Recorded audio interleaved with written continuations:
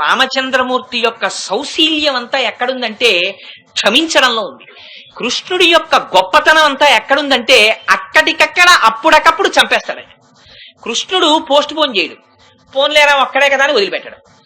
ఆయనకి వీడు ఉండకూడదు అనిపిస్తే అప్పుడే చంపేస్తాడు. రాముడు అలా కాదు, ఆయన చాలా సౌజన్యమూర్తి. పోన్లేరా అని వదిలేస్తుంటాడు ఎప్పటికప్పుడు.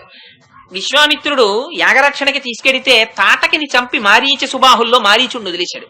వాడు బంగారు జింకయ్య వచ్చి సీతారాముల్ని వేరు చేయడానికి కారణమయ్యాడు. అలా ఆయన ఒక్కొక్క చోట రాక్షసుల్ని పూర్తిగా సంహరించకుండా విడిచిపెడుతుంటారు. శూర్పణకు వచ్చింది, ముక్కు చెవులు కోసి వదిలేరు. అది మళ్ళీ సీతాపహరణానికి హేతువైంది. కృష్ణుడు అలా కాదు, ఇంకా రెండో అవకాశం ఉండదు, వీడు అర్జెంటుగా వెళ్ళిపోవలసిందే ఇక్కడి నుంచి అనుకుంటే చాకలివాడు అధిక్షేపించి మాట్లాడాడు. ఒక్క మొత్తి వాడు నెత్తురు కక్కుకునేటట్టుగా తప్పించాడు. అందుకని కృష్ణుడి దగ్గర వాయిదాలు ఉండవు, శత్రుశేషాన్ని మిగల్చడం ఉండదు. కానీ రాముడి దగ్గర అలా వదులుతుంటారు. కారణం ఏమిటంటే ఆయన సౌజన్యమూర్తి. పోన్లేరా మారుతాడేమో ఎప్పటికైనా అని చూస్తుంటారు.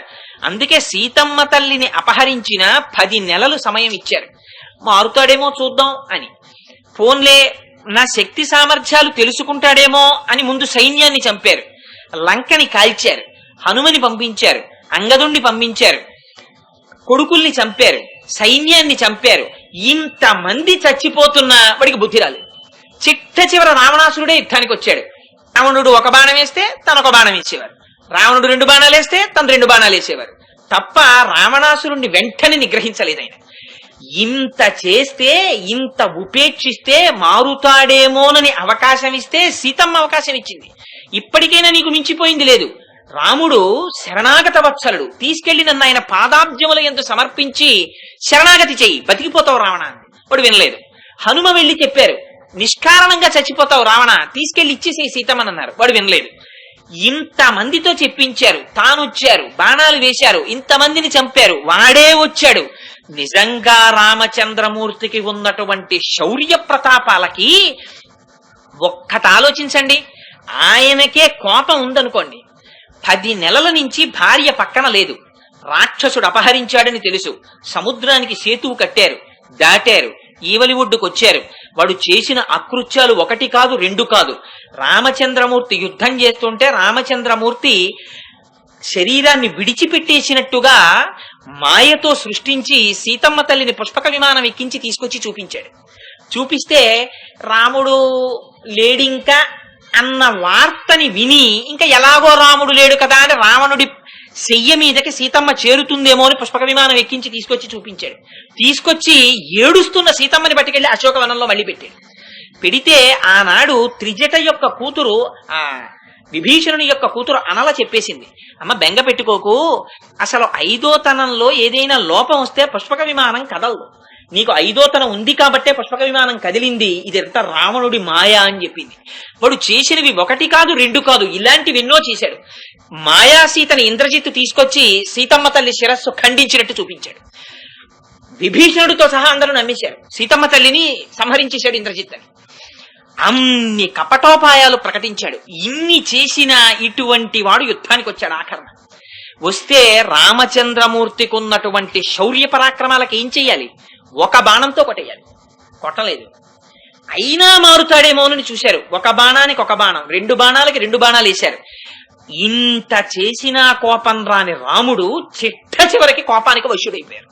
ఎప్పుడో తెలుసా అండి, ఆయన భూమి మీద నిలబడి యుద్ధం చేస్తున్నారు, వాడు ఆడంబరంగా రథంలో కూర్చుని యుద్ధం చేస్తున్నాడు. చేస్తుంటే హనుమకి బాధ కలిగింది. అయ్యో మా స్వామి నేల మీద నిలబడ్డారు, వాడు రథంలో కూర్చున్నాడు దుర్మార్గుడు అని వచ్చి స్వామి నా భుజాల మీద కూర్చుని యుద్ధం చేయండి అన్నారు. అంటే హనుమ భుజాల మీద కూర్చుని స్వామి యుద్ధం చేస్తున్నారు. చేస్తుంటే రావణాసురుడు రామచంద్రమూర్తి మీద బాణములు వేస్తుంటే రామచంద్రమూర్తి ఎంత మాత్రమో ఖేదపడట్లేదని హనుమ మీదకి బాణాలు ప్రయోగించాడు. ప్రయోగిస్తే వ్రణములెరుగుని వాట హనుమ. ఎందుకని ఆయన అస్త్రశస్త్రముల చేత బంధింపబడేవారు కారు, ఆయన చేతిలో పడి బతికిన శత్రువులు లేరు. ఆయన అటువంటి మహాపురుషుడైన బలపరాక్రమాలంటే హనుమవి. అటువంటి హనుమకి ఒళ్ళంతా పూచిన మోదుగు పువ్వులా కొట్టేశాడు. రక్తసిక్తం అయిపోయింది శరీరం. రామచంద్రమూర్తి ఎందుకో యుద్ధం చేస్తూ కిందకి చూశారు. రక్తసిక్తమైన దేహంతో కనపడ్డారు హనుమ. ఊరేరే నన్ను నమ్ముకున్నటువంటి భక్తుణ్ణి ఇన్ని బాణాలతో కొట్టావా అని ఆ రోజున క్రోధం రాముణ్ణి వశం చేసేసుకుంది. ఆయన కోపానికి వశులైపోయారు. వశులైపోయి చండప్రచండమైన యుద్ధం చేశారు. ఆనాడు తెలిసింది రాముడి శౌర్య పరాక్రమాలంటే ఏమిటో రావణాసురుడికి. అందుకని కోపాన్ని రాముడికి తెప్పించడమే వాడు చేసిన మహాపాతకం. అందుకే భాస్కర రామాయణంలో అంటారు, ఉరే నువ్వు అసలు చచ్చిపోవడానికి రాముడు వచ్చి యుద్ధం చేయడం ఎందుకురా? సీతారాముల కోప స్ఫీతానల శిఖలు కలయ పేర్చుతూ లంకాభూతవ్రాతము భస్మీభూతముగా చేయునరుడు పొడమిన కింకన్. సీతారాముల యొక్క కోపమన్న అగ్నిహోత్రంలో లంక ఎప్పుడో కాలిపోయింది, నువ్వు ఎప్పుడో చచ్చిపోయావన్నారు హనుమ. అంటే రామచంద్ర అందుకే లంకని ఏ అగ్ని పెట్టి దహించాడు అన్నారు హనుమ. అంటే ఆయన ప్రత్యేకం అగ్గిపుల్లలు అవి పట్టుకెళ్ళి అగ్గిపెట్టి ఎట్టుకెళ్ళి, లేకపోతే అక్కడ ఎవరో రాక్షసుని అగ్గిపెట్టిందా అని అడిగి, లేకపోతే ఆ తోకతో నిజంగా అగ్నిహోత్రాన్ని కాదుట పెట్టింది. ఉల్లంఘ్య సింధో సలిలం సలీలం యశోకవన్నిం జనకాత్మజాయా ఆదాయతే నైవ దదాహ లంకాం నమామితం ప్రాంజలిరంజనీయం. సీతమ్మ తల్లి శోకమనే అగ్నిహోత్రాన్ని తీసుకెళ్లి లంకలో పెట్టి కాల్చేశారు ఆయన. అందుకని సీతమ్మ శోకం కాల్చేసింది, రాముడి కోపం కాల్చేసింది లంకని. అందుకని భగవంతుణ్ణి ఇక్కడ ఈ లంకలో వహిస్తూ ఈ రామచంద్రమూర్తిని మరిచిపోయి ఆ సీతమ్మని బంధనంలో పెట్టి 5 జ్ఞానేంద్రియములు 5 కర్మేంద్రియములనేటటువంటి 10 తలలు కలిగిన మనస్సు అనే రావణుడికి నమ్మి వాడి చేతుల్లో శరీరాన్ని పెట్టి బతుకు బండిని నడిపించుకుంటున్న వాళ్ళందరూ కూడా రాముడి కోపానికి గురవుతారు. అది తల్లి ఇవాళ ఇస్తున్న సందేశం. అందుకని రావణాసురుడు చేసిన మహాపాతకం అటువంటి రామచంద్రమూర్తికి కోపం తెప్పించడం. అసలు ఆయన స్వరూపం ఎటువంటిది? ఆయన మనోభిరాముడు. మనోభిరాముడు అంటే ఆయన్ని చూస్తే చాలట పొంగిపోతారు అందరూ. అలాంటి వాణ్ణి చూసి కూడా వాడు మారలేదు. ఆ తల్లి ఆ పాశురంలో విజ్ఞాపన చేస్తూ అంటుంది, ఇవాళ లోపల పడుకుని ఉన్నటువంటి గోపికని గురించి ఒక చిత్రమైనటువంటి మాట మాట్లాడుతోంది. ఆ మాట్లాడుతూ అంటుంది, లోపల పడుకున్నటువంటి గోపిక అపారమైనటువంటి ఐశ్వర్యం కలిగినటువంటి వ్యక్తి యొక్క చెల్లెలు.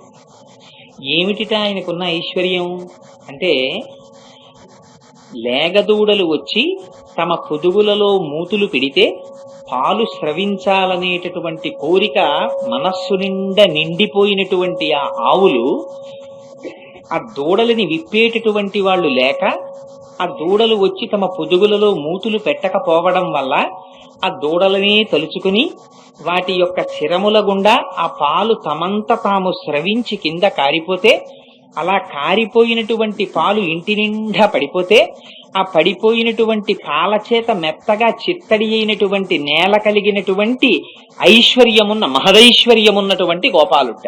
అసలు ఆ మాట చాలా చిత్రంగా ఉంటుంది. కడవలలో పట్టి దాచుకున్నవాడు ఐశ్వర్యవంతుడా, నేలపాలైపోయిన పాలున్నవాడు ఐశ్వర్యవంతుడా అంటే, అలా నేలపాలైపోయినటువంటి పాలతో కూడినటువంటి చిత్తడి నేల అనబడేటటువంటి మహదైశ్వర్యము కలిగినటువంటి గోపాలుని యొక్క చెల్లెలా అని పిలిచి, ఈనాడు మేమందరం వచ్చి నీ ముంగిట నిలబడి ఉన్నాం. ఎలా నిలబడ్డాం?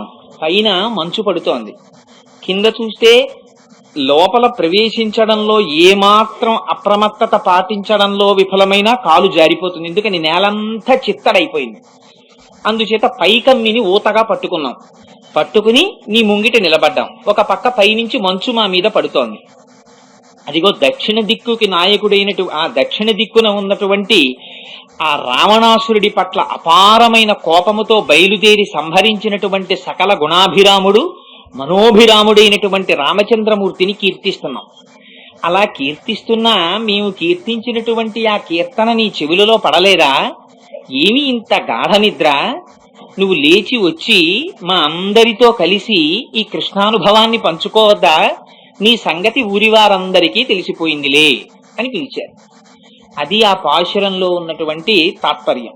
అయితే ఈ పాశురంలో కూడా అమ్మవారు మిగిలినటువంటి పాశురాల్లో లాగే ఒక గొప్ప ఆళ్వార్ని స్తోత్రం చేస్తోంది. ఆయన పేరు కులశేఖర ఆళ్వార్. ఆ కులశేఖర ఆళ్వారు వారు ఇప్పటికీ కూడా తిరుమలలో మొదటి గడపై ఉన్నారట.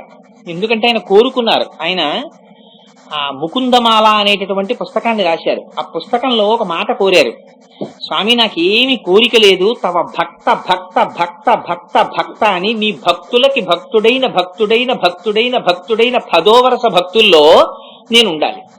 నాకేమిటి, నువ్వు ఒక్కసారి అలా బయటికి వచ్చి చూసినప్పుడు మాత్రం నేను ఎక్కడుండని ఏమో కులశేఖరాల్వార్ అని నువ్వు నన్ను పలకరించాలి, చాలు, నాకు ఇంకేం అక్కర్లేదు, అంత దాస్యంలో ఉంటానన్నారు. అలాంటి కోరిక కోరితే కులశేఖర ఆళ్వారు వారికి స్వామివారి ఇచ్చినటువంటి వరం, ఇవాళ తిరుమల క్షేత్రంలో ఆయన మొదటి గడప అయి ఉంటారు. ఉండి ప్రతి క్షణం వెంకటాచలపతిని అలా చూస్తూ ఆనందంతో తన్మయావస్థని పొంది ఉంటారు. ఆ కులశేఖర ఆళ్వార్ శ్రీ మహావిష్ణువు యొక్క కౌస్తుభం అనేటటువంటి ఆయన ధరించేటటువంటి ఆ రత్న విశేషము యొక్క అంశ అని పిలుస్తారు. ఆయన కేరళ దేశంలో జన్మించారు. అసలు పుడుతూనే తల్లిదండ్రులు ఆయనకి వరము చేత జన్మించిన వారు కనుక కులశేఖరులు అని పేరు పెట్టారు. కులశేఖరులు అంటే సాక్షాత్తుగా రామచంద్రమూర్తి పేరే ఇది. పుట్టినటువంటి కులమునకు శేఖరుడైనటువంటి వాడు, అంతగా ప్రకాశింపజేసిన వాడు, పేరుకి తగినటువంటి మహాపురుషుడైన ఆయనకి పుట్టుకతోటే అపారమైనటువంటి భక్తి వచ్చింది. ఆ భక్తి లేకుండా మిగిలినవి ఎన్ని చెయ్యండి అవన్నీ శవానికి చేసిన అలంకారాల్లో ఉంటాయి. భక్తితో చేస్తే అది ఎంత లేనివాడైనా బతికున్నవాడికి చేసిన అలంకారంలా ఉంటాయి. అసలు భక్తి అనేటటువంటిది అంత ప్రధానం. ఆ భక్తికి పరాకాష్ట కులశేఖర ఆళ్వార్. ఆయన భక్తి కేవలం భగవంతుడి యందే కాదు, భాగవతులన్నా కూడా ఆయనకి ఎంత నిష్ఠ అంటే ఆయన ప్రతిరోజు శ్రీరంగం వెళ్ళిపోతాననేవారు. ఆయన మహారాజు, విశేషమైన ధార్మికుడు, చాలా సత్వగుణం ఉన్నవారు. అటువంటి మహారాజు శ్రీరంగానికి వెళ్ళిపోతే ఇంకా తిరిగి రారని మంత్రులు ఏం చేసేవారంటే ప్రతిరోజు ఆయన బయలుదేరి వెడుతుంటే ఆయనకి ఎదురొచ్చేటట్టుగా కొందరు శ్రీ వైష్ణవుల్ని పంపించేవారు.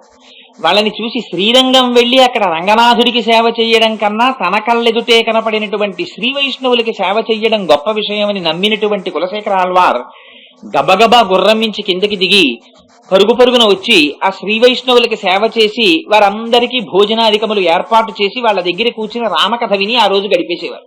మళ్లీ రేపటి రోజున మళ్లీ శ్రీరంగం వెళ్ళిపోతాననేవారు.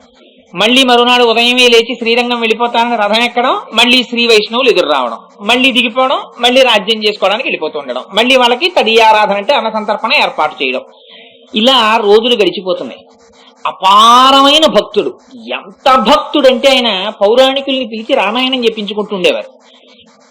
ఒకనాడు పౌరాణికుడు ఆ పురాణం చెప్తూ అన్నారు, ఖరదూషణాదులనేటటువంటి 14,000 మంది రాక్షసులు ఒక పక్క, రామచంద్రమూర్తి ఒక్కరు ఒక పక్క యుద్ధం చేస్తున్నారన్నారు.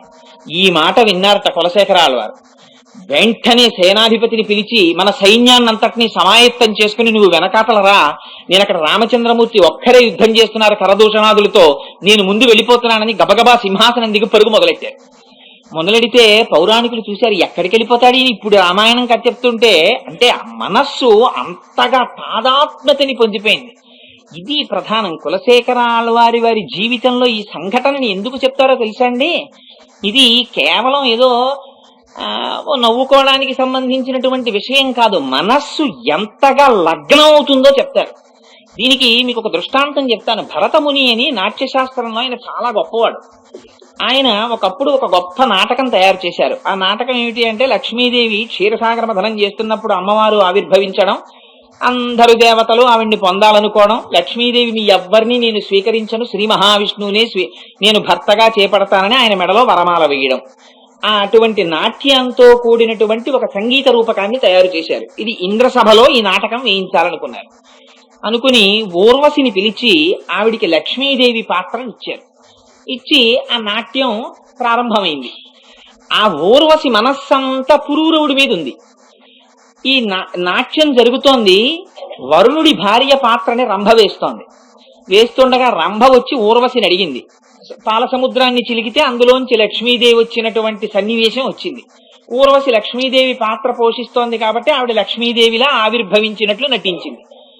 నటిస్తే ఈ వరుణుడి భార్య వేషం వేస్తున్న రంభ వచ్చి అడిగింది, నువ్వు ఎవరిని చేపడతావు, నీ కోసం 3,000,000 దేవతలు చూస్తున్నారని. అంటే అసలు నేను ఎవ్వరి ముఖం కూడా చూడను, నేను పురూరవుణ్ణి చేపడతానంది ఆవిడ. అసలు ఆవిడ అనవలసిన మాట శ్రీ మహావిష్ణువుని చేపడతాననాలి. కానీ ఆవిడ వేస్తున్నది లక్ష్మీదేవి పాత్ర, కానీ ఆ యాక్ట్ చేస్తున్నది ఊర్వశి. ఈవిడ మనస్సు పురూరవుడి మీద ఉండిపోయింది. అందుకని పురూరవుణ్ణి చేపడతానంది. ఆ నాటకం రసాభాస అయిపోయి దేవేంద్రుడు మందలించాడు భరతముని. సరే అప్పుడు భరతముని ఊర్వశిని శపించాడు. ఆ ఇంద్రలోకంలోంచి ఆవిడికి భ్రష్టత్వం కలిగింది కొంతకాలం. అదంతా సరే వేరు కథ అనుకోండి. మనస్సు లోపల లయం అయిపోయి ఉంటే వేరొక వస్తువు మీద ఆ మాటే వచ్చేస్తుంది నోటి వెంట. అందుకని దానిలో ఉచితానుచితములు కూడా ఇంకా జ్ఞాపకం ఉండవు. అది అసలు నిజంగా భక్తి అంటే. కులశేఖర ఆళ్వారు వారికి ఆ కథ చెప్తుంటే, రామాయణం చెప్తుంటే కరదూషణాదులు 14,000 మంది ఒక పక్క, రాముడు ఒక్కడు ఒక పక్క అంటే ఆయన లేచి పరిగెత్తారంతే రాముడికి సాయం చేస్తానని. అప్పుడు పౌరాణికులకి ఏం చెయ్యాలో అర్థం కాక నలుగురు సమావేశమై పరిగెత్తుకుంటూ కులశేఖరాల వారి దగ్గరికి వెళ్ళారు. వెళ్ళి, మహాప్రభో ఇప్పుడే కబురు వచ్చింది, 14,000 మంది కరదూషణాదుల్ని సంహరించి మళ్లీ రామచంద్రమూర్తి వచ్చి ఏకాంతంలో గుహలో సీతమ్మ తల్లిని ఆలింగనం చేసుకుని ఏకాంతంలో సుఖం అనుభవిస్తున్నారు, వాళ్ళిద్దరూ మాట్లాడుకుంటున్నారు, ఇప్పుడు మీరు వెడితే కొంచెం వాళ్ళ ఏకాంతానికి అవరోధమేమో ఆలోచించండి అన్నారు. అయితే సరే, చాలా ఆనందం, మన వార్త వినపడింది, రాముడు గెలిచేశాడు, రండి వెనక్కని మళ్ళీ వెనక్కి వెళ్ళిపోయారు. అంటే అంత అమాయకుడా వెర్రివాడా అని కాదు, ఆ భక్తి యొక్క వ్యగ్రత అటువంటిది ఆయనకి. అంతటి మహాభక్తి తత్పరుడు. ఒకసారి అప్పటి నుంచి మంత్రులు పౌరాణికులకి చెప్పారు, ఆయన రామాయణం చెప్పమంటే రాముడి కష్టాలు చదవకుసుమా రామాయణంలో అని చెప్పారు. అప్పటి నుంచి పాప పౌరాణికుడు ఏం చేసేవాడంటే ఇది యథార్థంగా నేను ఆళ్వారుల చరిత్రలో చదివింది చెప్తున్నాను, నాకు కృతకంగా సృష్టించింది ఏం కాదు. ఆ పౌరాణికుడు చదివేటప్పుడు ఎక్కడైనా రాముడు కష్టాలు పడుతున్న సన్నివేశాలు వస్తే దాన్ని ప్రక్షిప్తం చేసేసేవాడు, పక్కన పెట్టేసి ఆనందంగా ఉన్న సన్నివేశాలు జరుగుతుంటే కులశేఖరాల వారు విని సంతోషిస్తుండేవాడు. ఒకనాడు పాపం పౌరాణికుడికి జ్వరం వచ్చింది. జ్వరం వస్తే నేను రాలేనని కొలువుకు కబురు చేశాడు. కబురు చేస్తే ఈ కులశేఖరాల వారు నేను రామాయణం వినకుండా ఉండలేను, వాళ్ళ అబ్బాయి కూడా సంస్కృతం చదువుకున్నాడు, పురాణం చెప్తాడని విన్నాను, ఇవాళకి పర్వాలేదు వాళ్ళ అబ్బాయిని పంపించమని కబురు చేశాడు. పాపం ఈ పౌరాణికుడికి మంచి జ్వరంతో పడుకున్నాడు. ఈ విషయం ఈయనకి తెలియదు. లోపల పడుకున్న ఆయనకి భార్య ఆ మాట విని అమ్మో రాజాజ్ఞ అని కొడుకుని పంపించింది రామాయణం ఇచ్చి. ఆయనకేం తెలుసు, ఆయన వచ్చి అరణ్యకాండ చదువుతూ సీతమ్మ తల్లిని రావణాసురుడు అపహరించి దక్షిణ దిక్కుకి లంకాపట్టణానికి తీసుకుపోయడం జరిగింది. చదివేటప్పటికీ ఎవడా రావణాసురుడు, నేను ఇప్పుడే సంహరిస్తానని బయలుదేరాడు. పరిగెత్తి లవణ సముద్రంలో ప్రవేశించేశారు. ప్రవేశిస్తే కులశేఖర ఆళ్వారు వారికి సీతా సహిత రామచంద్రమూర్తి దర్శనమైంది అంటారు. ఆకాశ మార్గమునందు స్వామి దర్శనమిచ్చి, కులశేఖర నేను రావణాసురుణ్ణి సంహరించి సీతమ్మని తీసుకొచ్చేశాను, పట్టాభిషేకం కూడా అయిపోయింది, మేమిద్దరం చాలా సంతోషంగా ఉన్నాం, ఇక నువ్వు వెనక్కి బయలుదేరు అంటే అప్పుడు మళ్ళీ ఆయన సముద్రం నుంచి బయటకు వచ్చారని చెప్తారు. అంటే నేను చదివినటువంటి క్యారెక్టర్స్ లో ఎక్కడా కూడా ఒక రాజు ఇంత భక్తి వ్యగ్రత కలిగినటువంటి క్యారెక్టర్స్ వెరీ ఫ్యూ, చాలా తక్కువ ఉంటాయి. అంతటి మహానుభావుడు కులశేఖర ఆళ్వారు. ఆయన ఎంత భక్తి తత్పరులంటే ఆయనకి భగవంతుడెంతో భాగవతులు కూడా అంతే. ఈయనకి ఎలాగైనా శ్రీ వైష్ణవుల మీద ద్వేషం పుట్టించాలి అనుకున్నారు మంత్రులు. ఆ పుట్టిస్తే తప్ప అసలు ఆయన పూర్తి కాలం రాసకార్యంలో నిమగ్నం అవడు, లేకపోతే వాళ్ళ సేవ చేస్తూ ఉండిపోతున్నాడని ఒకనాడు శ్రీరామనవమి నాడు సీతారాముల విగ్రహానికి అభిషేకం జరిగింది.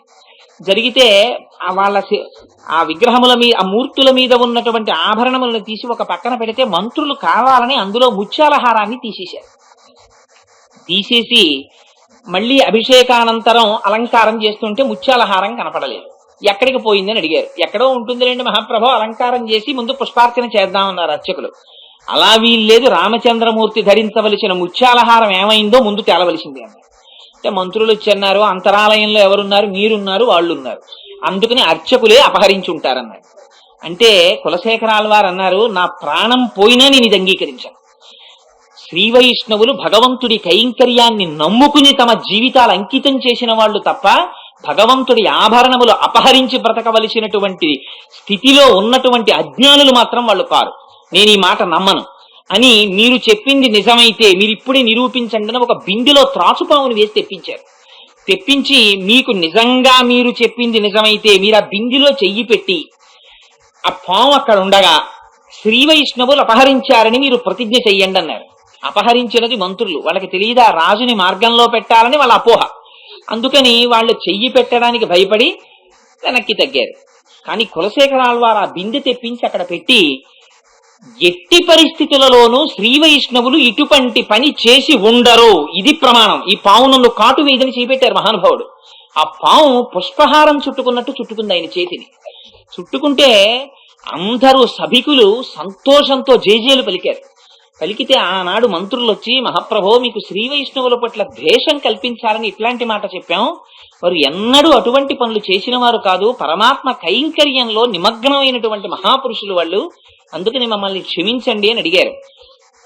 కానీ రాజ్యంలో ఒకసారి ఇలాంటి ఊహ కలిగిన తరువాత తనకి శ్రీ వైష్ణవులకి ఎప్పుడైనా భేదం కల్పిస్తారేమో అన్న భయంతో ఈ సంఘటన జరగగానే తన కుమారుడికి పట్టాభిషేకం చేసి తాను శ్రీరంగానికి వెళ్ళిపోయారు. వెళ్ళిపోయి కులశేఖరాల వారి కుమార్తె మహాభక్తురాలు, ఆవిడిని శ్రీరంగనాథుడికి కన్యగా ఇచ్చారు. ఇచ్చి ఆయన తీర్థయాత్రలు చేస్తూ తిరుమల మొదలైనటువంటి క్షేత్రములకు కూడా కులశేఖరాల వారు వచ్చి దర్శనం చేసుకున్నారు అంటారు. అనేక క్షేత్రములను దర్శించి ఆ శ్రీ మహావిష్ణువుని కీర్తిస్తూ తుట్టతుదన ఆయన శరీరాన్ని విడిచిపెట్టారు. అటువంటి మహాపురుషుడు కులశేఖర ఆళ్వారు. ఆ కులశేఖర ఆళ్వారు వారిని ఇవాళ ఈ పాశురంలో అమ్మవారు స్తుతిస్తోంది. అందుకని ఆ పాశురం యొక్క నడక అలా ఉంటుంది. అందులో ఆ తల్లి అంటుంది, ఒక మహదైశ్వర్య సంపన్నుని యొక్క చెల్లెలు. ఏమిటి మహదైశ్వర్యం? కులశేఖర ఆళ్వారు వారిది ఐశ్వర్యం. రాచరికం ఐశ్వర్యమా, భాగవత సేవ ఐశ్వర్యమా అంటే ఆయనకి భాగవత సేవే ఐశ్వర్యం. అందుకని పాశురం మొదట్లో ఆవిడంటుంది, తమ దూడలు తమకి జ్ఞాపకమునకు వచ్చి పాలు పితికేటటువంటి వారు లేకపోవడము చేత తమ దూడలే వచ్చి తమ పొదుగులలో మూతులు పెట్టినట్లుగా భావించుకుని శిరముల నుండి పాలను ఆవులు స్రవించగా ఆ జారిపోయినటువంటి ఆవుల పాలతో చిత్తడి అయినటువంటి నేల అనబడేటటువంటి మహదైశ్వర్యము కలిగినటువంటి గోపాలుని చెల్లెలా అని పిలుస్తారు. ఇది బాహ్యంలో చూస్తే మనకు ఆశ్చర్యంగా ఉంటుంది. పైగా ఆ గేదెలు అరుస్తున్నాయి. ఆ గేదెలన్నీ వచ్చి ఎవరైనా దూడల్ని విప్పితే బాగుండు, మేము పాలిస్తామని అరుస్తున్నటువంటి గేదెలుంటాయి. ఏమిటిది? అది ఐశ్వర్యం ఏమిటి అనిపిస్తుంది మనకి. అది ఐశ్వర్యమా?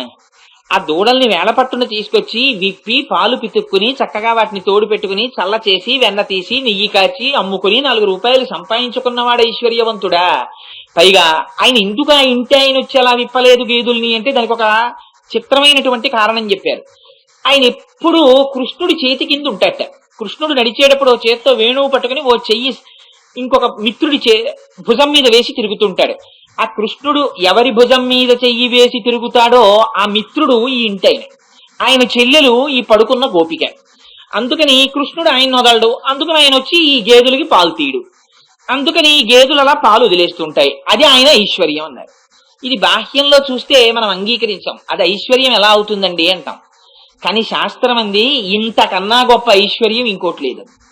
ఎందుకది ఐశ్వర్యము అంటే బాహ్యంలో కూడబెట్టుకోవడం, సంసారం చెయ్యడం, భార్య బిడ్డలు ఏదో సంపాదన, ఇదంతా సామాన్య ధర్మం. ధర్మం కాదని శాస్త్రం చెప్పలేదు. గృహస్థాశ్రమంలో ప్రవేశించిన తరువాత తన భార్య, తన బిడ్డలు, తన సంసారం వాళ్ళని జాగ్రత్తగా చూడడం, ధర్మబద్ధంగా 4 రూపాయలు సంపాదించడం, వాళ్ళ వృద్ధిలోకి రావాలని కోరుకోవడం, ఇవన్నీ కూడా గృహస్థాశ్రమానికి ధర్మాలే. కానీ విశేష ధర్మం ఒకటి ఉంటుంది. ఆ విశేష ధర్మాన్ని పాటించేటటువంటి వాళ్ళు సామాన్య ధర్మాన్ని అసలు మరిచిపోతారు. దాని గురించి అంటే వాళ్ళకి భార్య గురించి కానీ బిడ్డల గురించి కానీ స్పృహ ఉండదు. మరి స్పృహ ఎంతసేపు భగవత్ కైంకర్యమే.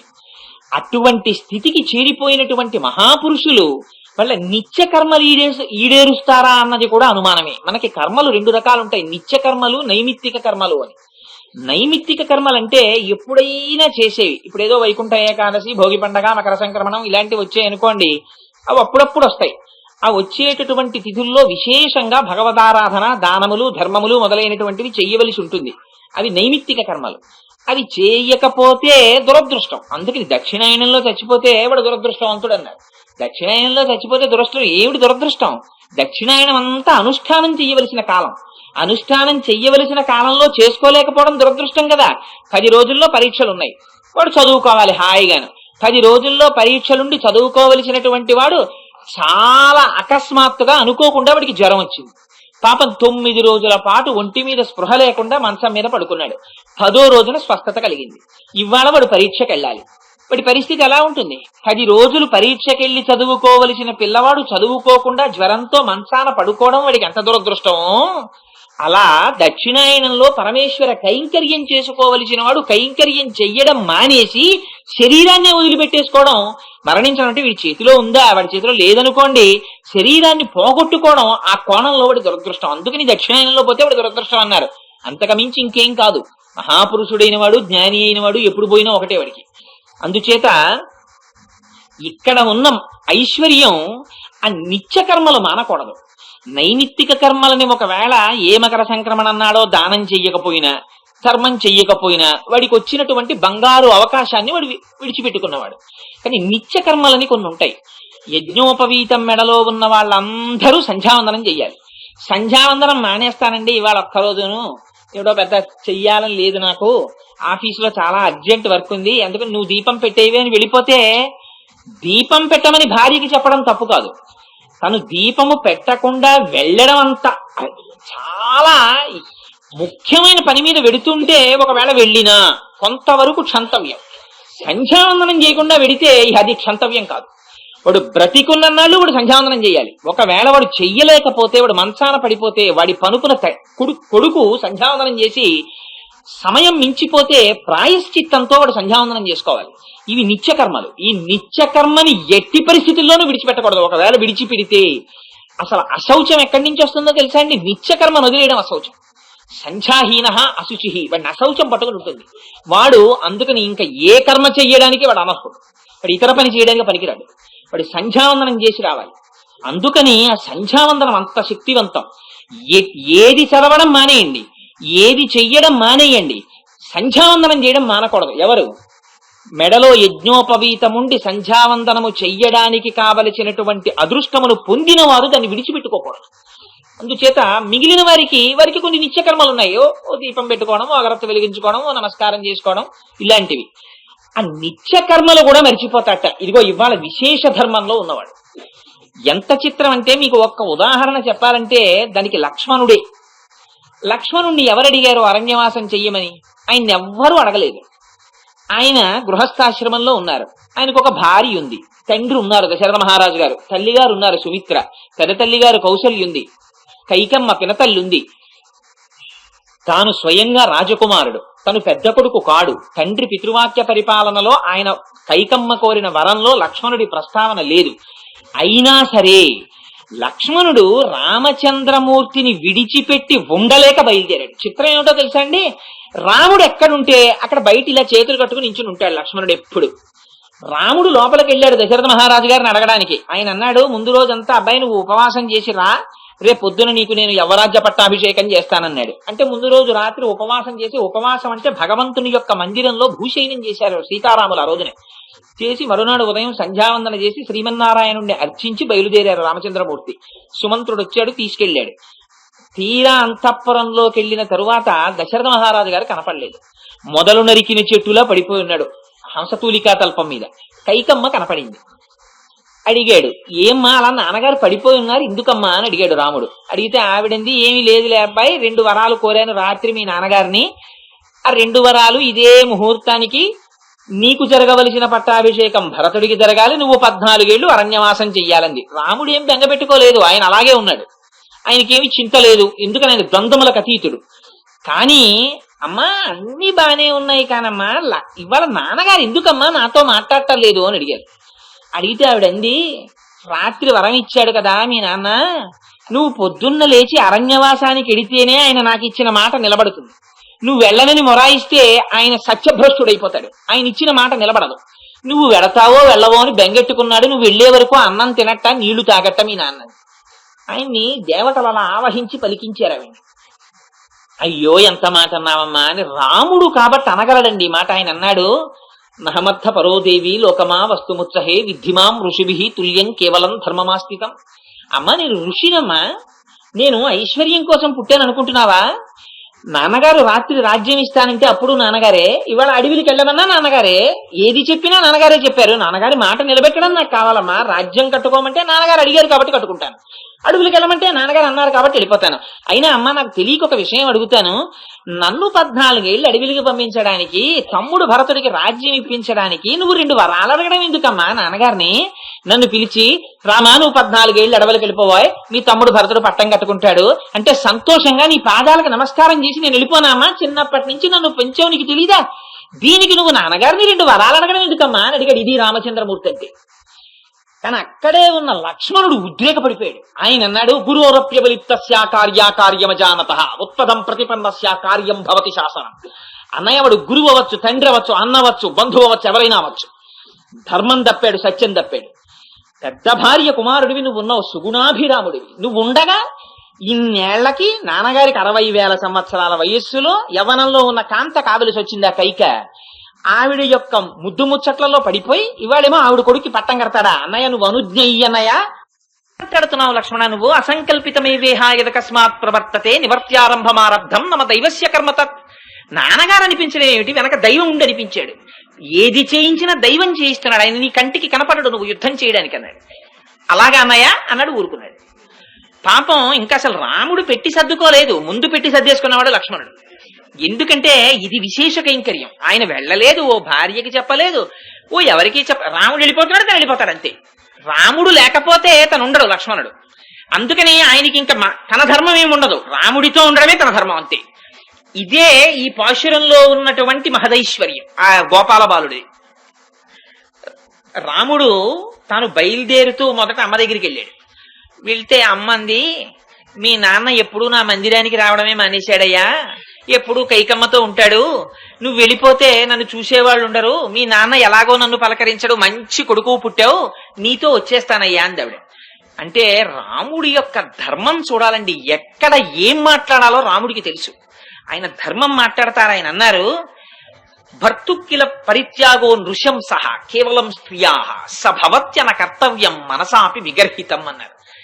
అమ్మా ఎంత బాగా చూడని, భర్తని విడిచిపెట్టి సుఖం కోసం అనేది కొడుకులు కావచ్చు, కూతుళ్ళు కావచ్చు, అల్లుళ్ళు కావచ్చు, బంధువులు కావచ్చు, పుట్టిల్లు కావచ్చు, వేరొక చోటికి వెళ్లి భర్త దగ్గర లేని సుఖం అక్కడ దొరుకుతోందన్న స్త్రీ నృశం సహా దాని ముఖం చూడకూడదమ్మా.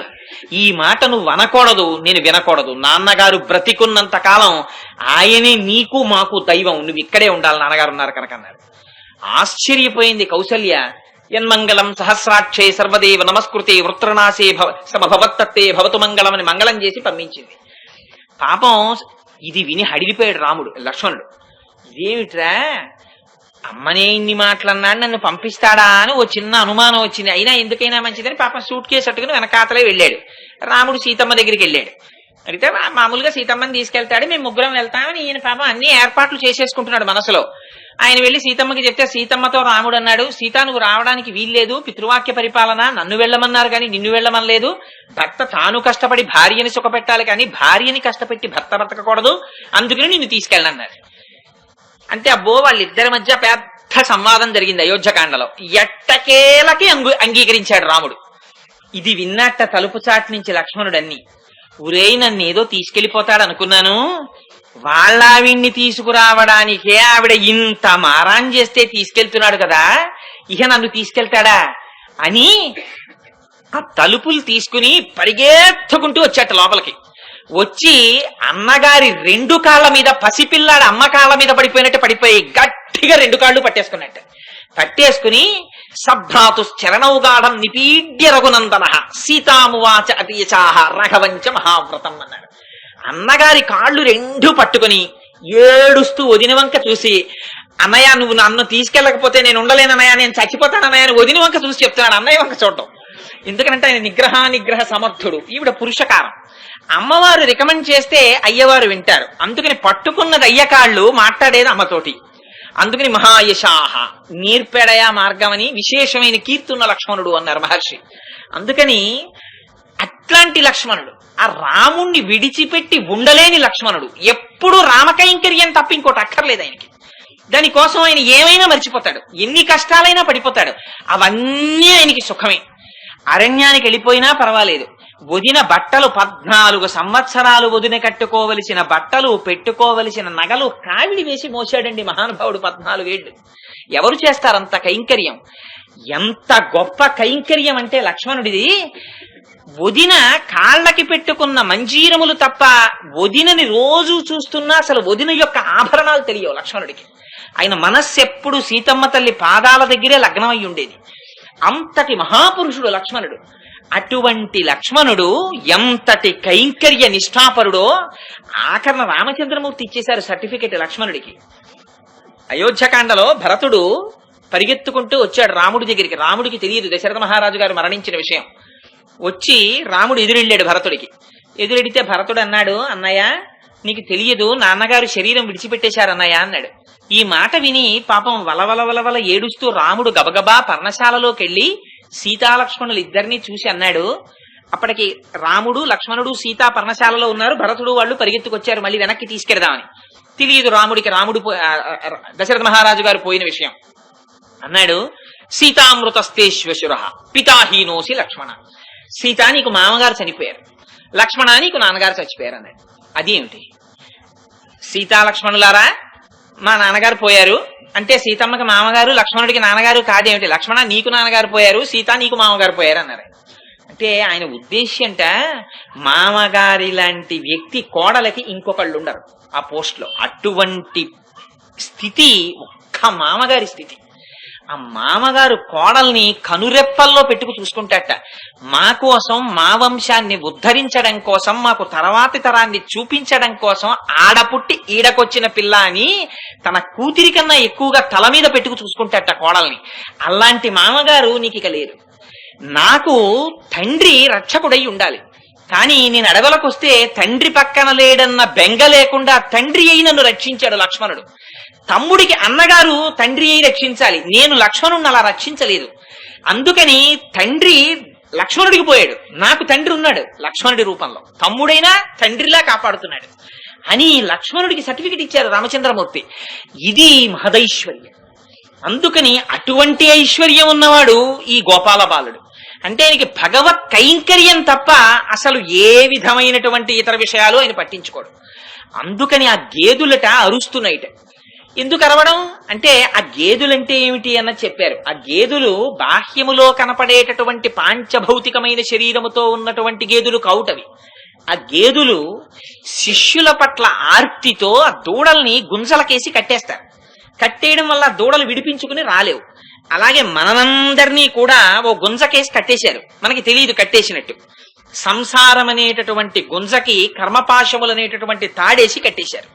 అందుకని మనం భగవంతుడి దగ్గరికి, ఆ భగవంతుడి కథ చెప్పేటటువంటి గురువు దగ్గరికి వెళ్ళలేకపోతున్నాం. ఇది చూసి వాళ్ళు బెంగ పెట్టుకుంటారట గురువులు. అయ్యో వీడు సంసారంలో మగ్నుడైపోయాడురా, వీడిని ఎలా ఉద్ధరించాలరా మనమని బెంగ పెట్టుకుని ఆర్తితో వాళ్ళు బాధపడి కేకలు వేస్తారట. అలాంటి శిష్యుడు దొరికితే వాడికి ఒక్కసారి బోధ చేసి వాడిని తరింప చెయ్యాలని. ఆ శిష్యులు జ్ఞాపకానికి వచ్చినంత మాత్రం చేత అయ్యో పాపం సంసారంలో ఉండిపోయి జన్మ వృధా చేసేసుకుంటున్నారే, పాడైపోతున్నాడే శిష్యుడు అని బెంగ పెట్టుకుని శిష్యుడు మనసులోకి వచ్చినంత మాత్రం చేత ఆ శిష్యుడు రక్షింపబడాలని కోరుకుని తప్పించిపోతుంటారట గురువులు. అదే ఆ గేదుల యొక్క శిరముల వెంట కారిపోతున్నటువంటి పాలు. అవే ఆ గురువుల శిష్యులు మనస్సులో ఒకసారి ప్రవేశిస్తేనే పాలు కారిపోతే ఇంకా నిజంగా శిష్యుడు వచ్చి ఆ గురువుకి ప్రణిపాతం చేసి ఒక్కసారి పాదాలు పట్టుకుని, గురువుగారు ఒక్క 4 మాటలు స్వామి గురించి చెప్పండి అని అడగాల. అసలు గురువు అన్నవాడు లౌకిక ప్రసంగం చేయడు. ఆయన్ని కదిపితే భగవంత్ సంబంధమైన కథలు చెప్పేవాళ్ళే. నేను పేరు నాకు స్ఫురణలో లేదు గాని ఒక మహానుభావుడు గురించి ఒక పుస్తకంలో చదివాను. ఆయనకి 95 ఏళ్ళు వచ్చిన తర్వాత ఈ కనురెప్పలకి బలం పోయిందిట. బలం పోయి ఈ కనురెప్పలు ఇలా పడిపోయేవి. పడిపోతే రామాయణానికి ఆ రోజుల్లో ఆయన ప్రవచనం చేస్తుండేవారు. గురువుగారు మీరు వెళ్ళిపోతే మళ్ళీ ఈ ప్రవచనం చెప్పేవాళ్ళు ఎవరు, అందుకని దీన్ని గ్రంథస్థం చేయమని అడిగారు శిష్యులు. కానీ ఆయనకి ఈ కనురెప్ప పైకి లేవదు, అంత నీరస పడిపోయింది శరీరం. పడిపోతే ఆయన శిష్యుల్ని పిలిచి ఈ కనురెప్పలకి చివర ఉన్నటువంటి వెంట్రుకలకి దారాలు కట్టించి వాటిని చెవుల వెనక నుంచి పట్టి శిష్యుల్ని లాగమనేవారట. ఆ శిష్యులు దారం లాగితే రెప్పలు పైకి లేస్తే ఆ తాళపత్ర గ్రంథాలని చూస్తూ వ్యాఖ్యానం చెప్తుంటే శిష్యులు రాసేవారు. ఆ గుడ్లు మంటెక్కినప్పుడు ఇలా అంటే మళ్ళీ ఆ తాళ్లు వెనక్కి దారాలు పైకి లాగితే మళ్ళీ రెప్పలు మూసుకుని కాసేపు కళ్ళు చల్లబడ్డాక మళ్ళీ ఇలా అంటే దారాలు లాగితే మళ్ళీ చూసి మళ్ళీ వ్యాఖ్యానం చెప్పేవారట. ఇది గురువుల యొక్క నిష్ఠ. వాళ్ళకి ఎలా శిష్యుల్ని ఉద్ధరించాలా అన్న తాపత్రయం తప్ప వేరొక తాపత్రయం ఉండదు. అందుకే వాళ్ళ దగ్గరికి వెళ్ళి ఏదైనా అడిగితే వాళ్ళు చెప్పే మాటలు కూడా అంత గుంభనంగా ఎప్పుడు బ్రహ్మం దగ్గరికి చేర్చాలన్న ప్రయత్నంలోనే మాట్లాడతారు. అగస్త్య మహర్షిని ఒకసారి వెళ్ళి ఏదైనా విషయం చెప్పమని అడిగేవారు. చిన్నప్పుడు మా ఇంట్లో ఈ కథ చెప్తుండేవారు. మా అమ్మమ్మ గారు ఉండేది మహాతల్లి, నిజంగా ఎన్ని జరిగిందో కానీ ఆవిడ ఇలాంటివన్నీ చెప్తుండేది కూర్చోబెట్టి. ఎంత చిత్రమైన కథ చెప్పేదంటే, పూర్వకాలంలో మహీతలము అనబడేటటువంటి ఒక పెద్ద క్షేత్రం ఉండేది. ఆ మహీతలం అనేటటువంటి క్షేత్రంలో సంహననము అనబడేటటువంటి ఒక ఊరు ఉండేది. ఆ ఊరికి క్షేత్రవిధుడు అనేటటువంటి రాజుగారు ఉండేవాట. ఆ రాజుగారిని రాజు చేసింది పరమేశ్వరుడు. ఒరే నీకు రాచరికం ఇస్తున్నాను రా కొన్నాళ్ళు అంటే, అయ్యా నేను ఈ రాచరికం చేస్తూ ఈ పట్టణానికి రాజుగా ఉండి మిమ్మల్ని కొలుచుకుంటానండి, అందుకని రాచరికం తీసుకుంటానని ప్రతిజ్ఞ చేసి వేదవిధుడు రాజ్యాన్ని చేపట్టి రాజ్యపాలన మొదలుపెట్టాడు. మతి అనేటటువంటి ఒక మహామంత్రిని నియమించుకున్నట్టు. కానీ ఈయన దగ్గర ఎలా అయినా ప్రాపకం సంపాదించాలని ప్రయత్నం చేసేటటువంటి ఒక దౌర్భాగ్యుడు ఉండేవాడు. వాడి పేరు సంకల్పుడు. వాడు మతి అనే మంత్రి పక్కనున్నంతసేపు రాజు దగ్గరికి వెళ్ళడం కుదరదు. ఎప్పుడైనా ఈ మంత్రి పక్కకెడితే సంకల్పుడు వస్తుండేవాడు. వచ్చి రాజుని భ్రష్ట మార్గంలోకి తిప్పుతుండేవాడు. ఒకసారి మతికి ఆరోగ్యం బాగులేక, మహాప్రభు నేను ఒక 5-6 రోజులు సెలవు పెడుతున్నానండి, నేను రాను పదవికి అని చెప్పి ఆయన ఇంటికి వెళ్ళి పడుకున్నాడు. ఇదే సందు దొరికిందని సంకల్పుడు రాజు దగ్గరికి వచ్చాడు. వచ్చి, మహారాజా అరణ్యంలో 6 అన్నదమ్ములు ఉన్నారండి, వాళ్ళ పేర్లు కామ క్రోధ లోభ మద మోహ మాత్సర్యములు. వాళ్ళకో చెల్లెలుంది, దాని పేరు రుచి. ఎంత అందంగా ఉంటుందో, మీరొక్కసారి ఆ సంసారం అనే అడవిలోకి వచ్చి ఆ రుచి అనేటటువంటి స్త్రీని చేపట్టారా, ఈ రాజ్యం ఎందుకు పనికొస్తుంది రాజా, రండి నాతోటి, మళ్ళీ మతి అనే రాజు వస్తే మిమ్మల్ని రానివాడు అడవికి అన్నాడు. అయితే పదమని సంకల్పుడితో బయలుదేరాడు అడవికి. వెళ్ళి ఆ రుచి అనేటటువంటి స్త్రీని చేపట్టి సంతోషంగా కాలం గడుపుతున్నట్ట. ఈలోగా దుర్వ్యాధులు అనేటటువంటి పేరు కలిగిన ఒక పెద్ద పులి, ఓ సింహం తరుముకొచ్చాయి రాజుని. తరుముకొస్తే రాజు అమ్మో పులి సింహం వస్తున్నాయని పరిగెడుతున్నాడు. ఆ పరిగెడుతుంటే భార్య రుచింది, నువ్వు ఎక్కడికి పోతావు, నన్ను విడిచిపెట్టి, వీల్లేదని ఎగిరి ఆయన పీక పట్టుకుంది. ఆ రుచిని పాపం మోస్తూ పరిగెడుతున్నాడు. పరిగెడుతూ ఎక్కడ దాక్కుందామని పరిగెడుతుంటే రుచి మెడ పట్టుకోగానే పచ్చగడ్డి మొలిచినటువంటి పడింది. అది పచ్చగడ్డి అనుకుని ఆ పచ్చగడ్డిలోకి వెళ్ళాడు. అది పెద్ద నుయ్యి, గృహం అనేటటువంటి నూతిలో పడ్డాడు. పడేటప్పటికీ బయటికి ఎలా వద్దామా అని ఆలోచించాట. బయటికి ఎలా వద్దామా అని ఆలోచిస్తే అక్కడే పూర్వ ఋషులు చెప్పినటువంటి భగవత్ కథ అనేటటువంటి ఒక పెద్ద చెట్టు ఉంది. ఆ చెట్టు నుంచి ఒక తీగ ఒకటి వచ్చింది, దాని పేరు స్మృతి. ఆ తీగ నూతులోకి ఉంది. అమ్మయ్య, ఈ తీగని పట్టుకుని పైకి ఎక్కేస్తానని చెప్పి ఆ స్మృతి అన్న తీగని పట్టుకుని పైకి ఎక్కుతున్నాడు. ఎక్కుతుంటే, నువ్వు ఒక్కడివి ఎక్కడికి ఎక్కెళ్ళిపోతావు, నేను వస్తానని మళ్ళీ రుచి మెడ పట్టుకుంది. ఆ రుచి మెడ పట్టుకోగానే వెంటనే అందులో ఆ అహంకారము మమకారము అనేటటువంటి 2 చిట్టులుకలు వచ్చి ఆ తీగని కొరికేస్తే రాజు మళ్ళీ వెనక్కి పడిపోయాడు.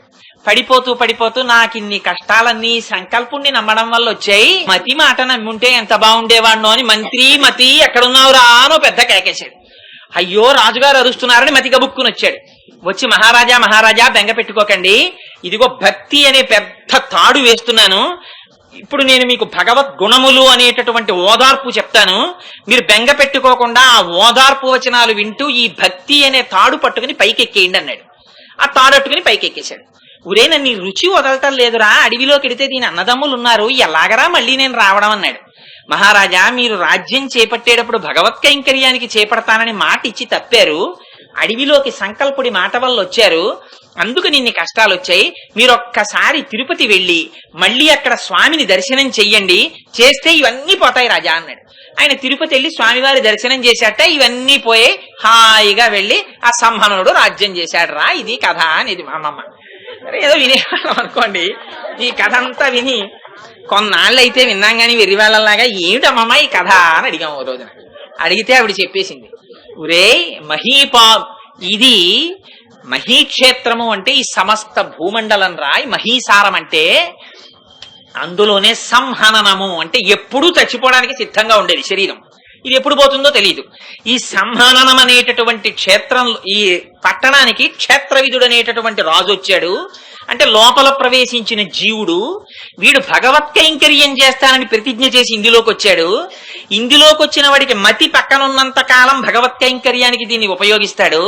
ఒక్కనాడు మతి గతి తప్పింది, సంకల్పుడు వచ్చాడు, అంటే సంకల్పాలు పుట్టాయి, అది అరణ్యంలోకి తీసుకెళ్ళింది, సంసారంలోకి. ఆ రుచి అనేటటువంటి భార్యని మరిగాడు.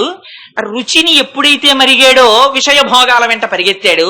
దాని వెంట కామక్రోధ లోభ మదమోహమాత్సర్యాలు 6 అన్నదమ్ములు, ఈ భావమరుదులు కాబట్టి వెంటబడ్డారు. పరిగెత్తిన వాడిని 2 పులి సింహం దుర్వ్యాధులు వచ్చాయి, శరీరానికి రోగం వచ్చింది. రోగం తప్పుకోవడానికి పరిగెత్తేటప్పటికి రుచి మళ్లీ మెడబట్టుకుంది. ఎక్కడ భగవంతుడి దగ్గరికి వెళ్ళవలసిన వాడు నీపాద తులసిదళము రోగముల కౌషధము అది మరిచిపోయాడు. మరిచిపోయి పచ్చగడ్డిని చూసి మళ్లీ నూతిలో పడ్డాడు. అంటే తన వాళ్ళు రక్షకులు అనుకుని మళ్లీ గృహం అనే నూతిలోకి పడిపోయాడు. కానీ స్మృతోసారి కలిగింది, ఏమో నేను ఏదో తప్పు చేస్తున్నానేమోనో తీగ దొరికింది. ఆ తీగ భగవత్ కథ అనే చెట్టుని పట్టుకుని వచ్చిన స్మృతి. కానీ స్మృతిని పట్టుకుని ఎక్కుతుంటే రుచి మళ్లీ మెడపట్టుకుంది. పట్టుకునేటప్పటికి అహంకార మమకారాలనే ఎలకలు తీగ కొరికేశాయి. మళ్లీ నూతిలో పడుతున్నాడు. కానీ మతి గుర్తొచ్చి పిలిచాడు, మళ్లీ మతి వచ్చింది. మతి ఎప్పుడు భగవత్ కథ అనేటటువంటి మంచి మాటలు చెప్తూ నువ్వేం బెంగ పెట్టుకోకురా, ఇన్నాళ్లు వృధా అయిపోయినా భగవంతుడు నిన్ను బ్రోచడానికి సిద్ధంగా ఉన్నాడు, నమస్కారం చేయరా అని అనునయ వాక్యాలు పలుకుతాడురా గురువు. అందుకని ఆ గురువు రూపంలో మతి ఉన్నాడు కనుక భక్తి అనే తాటిని అందించి అనునయ వాక్యాలనేటటువంటి మంచి మాటలు చెప్తూ మళ్లీ పైకెక్కించాడు. వీళ్ళందరూ ఎలా పోతారా అని అడిగాడు. తిరుపతి వెళ్లి వెంకటాచలపతిని గుర్తు చేసుకుని మళ్లీ నమస్కారం చేయి, ఇన్నాళ్లు నిన్ను పట్టుకున్న సంసారం ఎంత గోప్యంగా పట్టుకుందో అంత గోప్యంగా పోయి మళ్లీ రాజు అవుతావు, అంటే మళ్లీ ఈ శరీరంలో ఎందుకు వచ్చావో గుర్తొస్తుందన్నాడు. తిరుపతి వెళ్లి మళ్లీ పొందాడురా. రాజప్పుడు సుఖంగా ఉన్నాడని. మీ బ్రతుకు బండి ముందు ముందు జాగ్రత్తగా నడవడానికి ఈ కథ ఇన్ని మాటలు చెప్పాను రా అనేది ఆవిడ. నిజంగా అంటే చూడండి, పెద్దలు నోరు విప్పి మాట్లాడినా, ఒక మాట చెప్పినా వాళ్ళ ఈ కథ ఎక్కడితో తెలుసా అండి, అగస్త్య మహర్షి చెప్పారు అంటారు. ఈ కథ చెప్పడంలో దేని గురించి అంటే వాళ్ళ ప్రయత్నం ఎప్పుడు సంసారమగ్నులైపోయినటువంటి వాళ్ళని ఉద్ధరించి మళ్ళీ భగవంతుని వైపుకి తిప్పడానికి. దానికోసం లేకపోతే వేదం ఒకటి ఉంది, రాజశాసనం, భగవంతుని యొక్క ఉచ్ఛ్వాస నిశ్వాసలవి. అది విన్నారు మహర్షులు. విన్నవాళ్ళు వాళ్ళు అనుభవించి ఊరుకోవచ్చు కదా. వాళ్ళకి ఎందుకు బయటికి వచ్చి మనందరికీ మళ్ళీ ఆ మంత్రాలన్నీ చెప్పవలసిన అవసరం వాళ్ళకేమిటి? అయ్యో మాతో వెళ్ళిపోకూడదు, ఇది భవిష్యత్ తరాలకు అందరికీ అందాలనేటటువంటి కృపతో వాళ్ళు వేదం చెప్పారు. మళ్ళీ వచ్చి ఆ వేదం వీళ్ళు చదువుకోవట్లేదురా, అసలే కలియుగంలో అల్పాయుర్దాయం, వీళ్ళొక్క వేద శాఖే చదవట్లేదు, వీళ్ళకి ఎలా వస్తుందని మహర్షులు మళ్ళీ పురాణాలను ఇచ్చారు. ఈ పురాణాలన్నీ కథలు రకరకాల పాత్రల పేర్లు పెట్టి చెప్తాయి, కానీ ఆంతరమైన రహస్యం మళ్ళీ భగవత్ కథే. ఈ పురాణం మిత్రవాక్యంలా ఉంటుంది. స్నేహితుడి మాట ఒక్కొక్కసారి మిత్రుడు చెప్పిన మాట కూడా మనకి ఎక్కదు మనస్సులోకి. ఏమిటో వాడు అస్తమానం నాకు మంచి చెప్తున్నాడు అనుకుని నన్ను తినేస్తున్నాడు అంటాడు.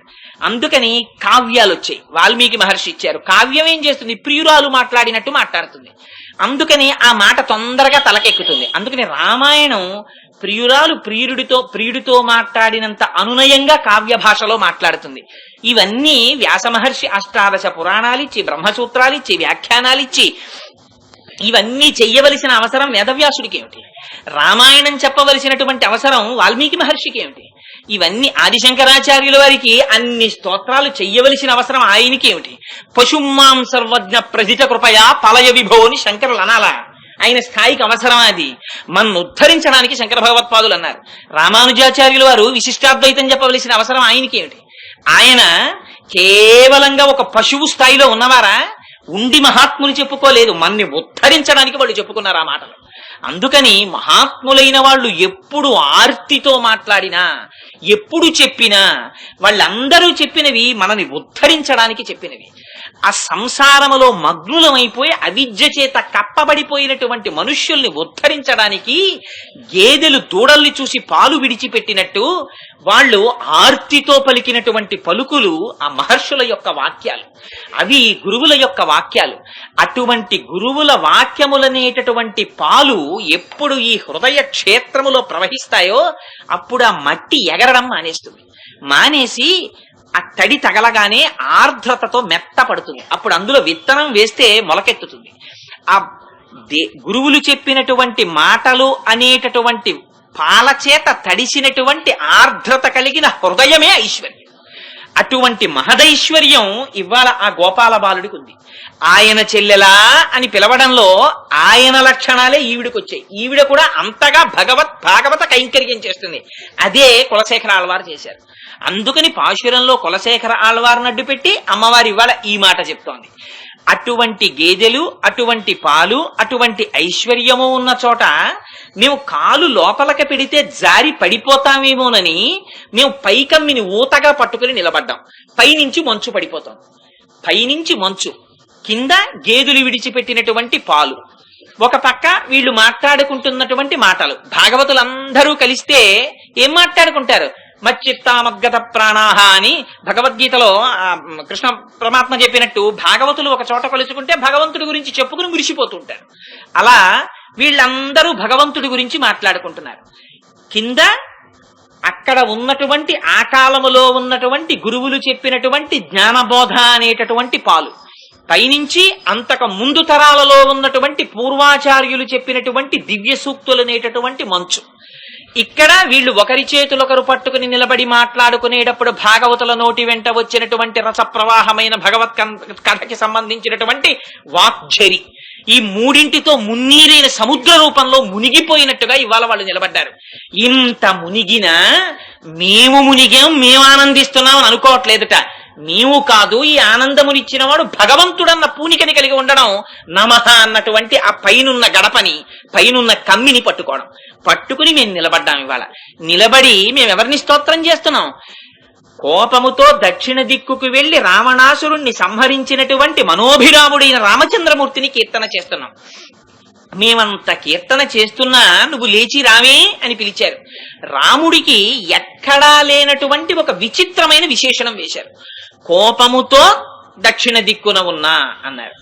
దక్షిణ దిక్కున ఉన్నటువంటి దాన్ని రావణాసురుణ్ణి సంహరించడానికి రామచంద్రమూర్తి కోపంతో వెళ్ళడం ఏమిటి అంటే, రామచంద్రమూర్తి కథ రాయడానికి ముందే ఆ వాల్మీకి మహర్షి కొన్ని గుణాలు అడిగారు నారదుణ్ణి. ఆ రాముడికి ఈ కాలంలో రాముడి పేరు కూడా అసలు వాల్మీకి మహర్షి ప్రస్తావించలేదు. ప్రస్తావించకుండా 16 గుణములు అడిగారు. అడిగి ఇటువంటి 16 గుణములు కలిగినటువంటి వారు ఈ కాలములో ఇప్పుడు ఎవరున్నారు అని అడిగారు. అడిగితే ఆనాడు నారదుడు చెప్పారు, ఇప్పుడే ఇక్కడే ఈ 16 గుణములతో రామచంద్రమూర్తి ఉన్నారని. అవే పరిపూర్ణమైనటువంటి భగవద్గుణములు. నరుడై భగవానుడయ్యాడైన. అందుకని రామచంద్రమూర్తి యొక్క కథని రామాయణంగా తీసుకొచ్చారు. అందులో ఆ అడిగినటువంటి 16 గుణాల్లో ఒక చిత్రమైనటువంటి గుణం అడిగారు. అది తనంత తాను కోపమును తెచ్చిపెట్టుకోగలిగినటువంటి వాడు, కోపమునకు వశుడు కానివాడు, లేదా ఎవరు కోపము తెచ్చిపెట్టుకున్నంత మాత్రము చేత దేవతలందరూ గడగడలాడిపోతారో, ఆయనకి రాదు కోపం, కానీ తెచ్చిపెట్టుకున్నట్టుగా నటిస్తాడు, కోపం వచ్చినట్టు నటిస్తాడు. అలా కోపం తెచ్చిపెట్టుకున్నట్టు నటించినంత మాత్రం చేత దేవతలు గడగడలాడిపోతారట. అంతటి మహాపురుషుడు ఎవరు అని అడిగారు. జాత రోషస్య సంయుగే అని అడిగితే ఆనాడు రామచంద్రమూర్తి యొక్క పేరు ప్రస్తావన చేసి చెప్పారు. అందుకని రాముడికి సహజంగా కోపం లేదు, కానీ దక్షిణ దిక్కున ఉన్నటువంటి రావణాసురుడి పట్ల రామచంద్రమూర్తి ఆగ్రహాన్ని పొందారు. అలా కోపం ఒక్క రావణాసురుడి విషయంలో రావడానికి కారణం ఏమిటి అంటే, దక్షిణ దిక్కున ఉండేటటువంటిది లంక. లంకా పట్టణం దక్షిణ దిక్కున ఉంటుంది. అందుకే దక్షిణ దిక్కున ఉన్న లంక చేరుకోవడానికి 100 యోజనముల సముద్రాన్ని గడచి వెడతారు హనుమ. దక్షిణ దిక్కునే ఉండడమే లంక. ఏం తూర్పున ఉండకూడదా, ఉత్తరాన్ని ఉండకూడదా, పడమరను ఉండకూడదా అంటే కాదు, లంక ఎప్పుడు దక్షిణానే ఉండాలి. దాని ఏలేటటువంటి రావణాసురుడు ఆ దక్షిణాన్నున్న లంకనే ఏలాలి. కారణం ఏమిటంటే, దక్షిణ దిక్కున ప్రతి ఊరికి కూడా రుద్రభూమి ఉంటుంది, శ్మశాన వాటికి ఉంటుంది. అక్కడ దక్షిణ దిక్కుకి అధిపతి యమధర్మరాజు. అందుకని ఎవ్వరూ కూడా అంత తొందరగా దక్షిణ దిక్కుకి జరిగి నమస్కారాలు కూడా చేయరు. ఎందుకంటే ఆయన గబుక్కుని పుచ్చుకుని, అబ్బో వీడోడు దొరికాడు నాకు నమస్కారం పెట్టేవాడిని ప్రీతి చెందితే ప్రమాదం వస్తుందని. సరే, మనం పెట్టినా పెట్టకపోయినా వచ్చేవాడు ఆయన ఒక్కడే అనుకోండి, పాపం అలాంటి పరిస్థితి కాబట్టి లంక దక్షిణాన ఉండడం అంటే లంక అంటే ఏదో కాదు. ఆ లంకాపట్టణం అక్కడ ఉన్నట్టు చెప్తారు కానీ అసలు ఆ లంకాపట్టణం ఇక్కడ ఉంటుంది. సుందరకాండ మీరు వినుంటారు, ఎన్నో మాటలు మీకు తెలుసు. అక్కడ ఉన్నట్టు చెప్తారు, అన్ని ఇక్కడే ఉంటాయి, ఇందులోనే చూపిస్తూ ఉంటారు అన్నింటినీ. అందుకని ఆ లంక సముద్రం మధ్యలో ఉంది, ఈ శరీరం సంసారం అనే సముద్రం మధ్యలో ఉంది.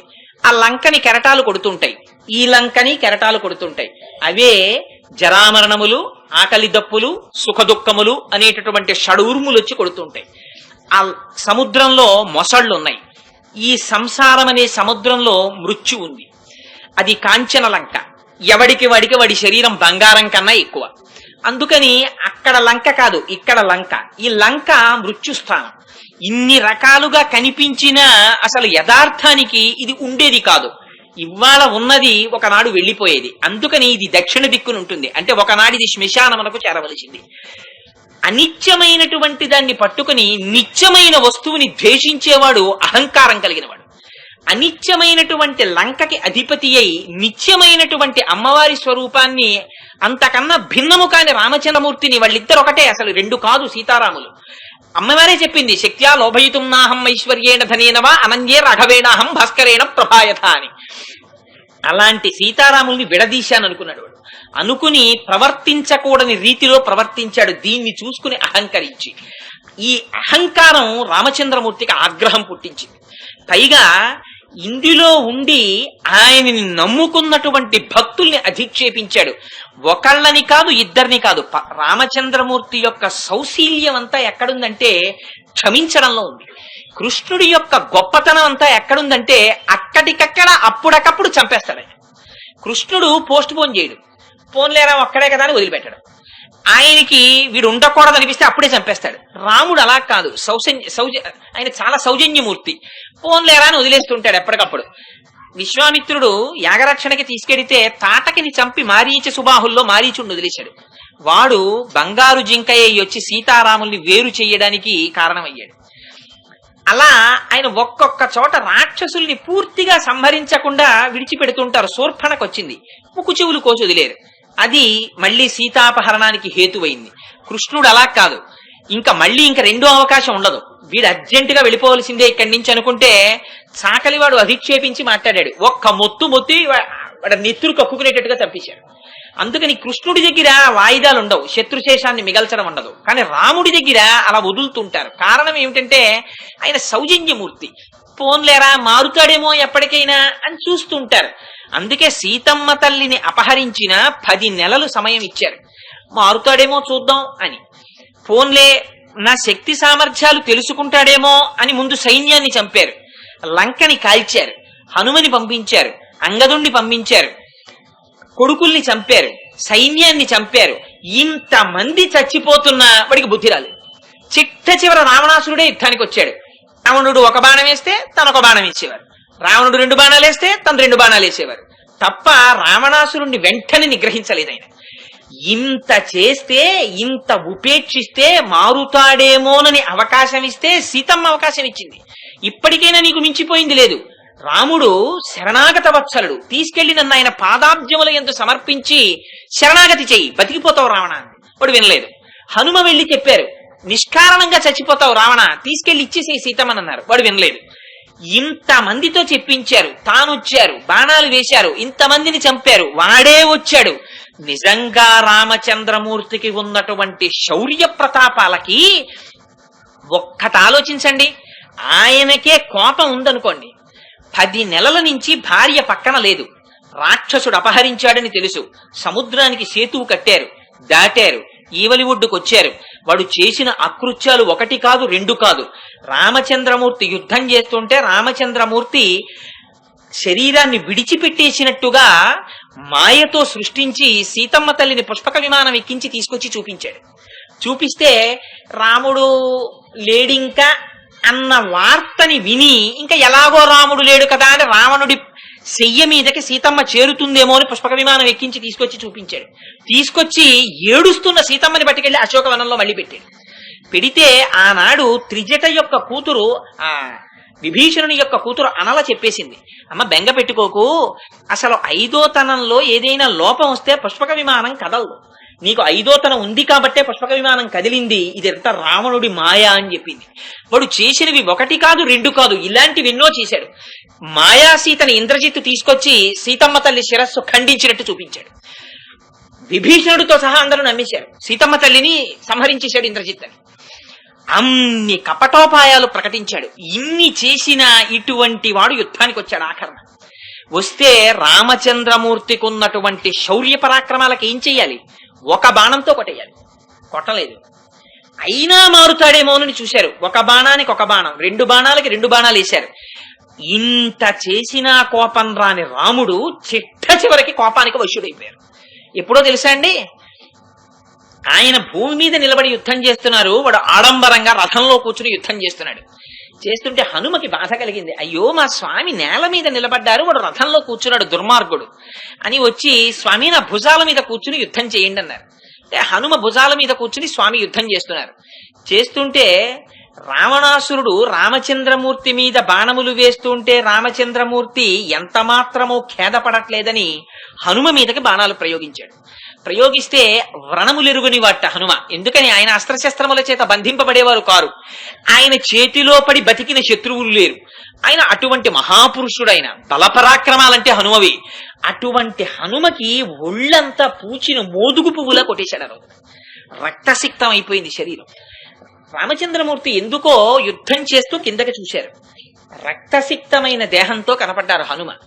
ఊరేరే నన్ను నమ్ముకున్నటువంటి భక్తుణ్ణి ఇన్ని బాణాలతో కొట్టావా అని ఆ రోజున క్రోధం రాముణ్ణి వశం చేసేసుకుంది.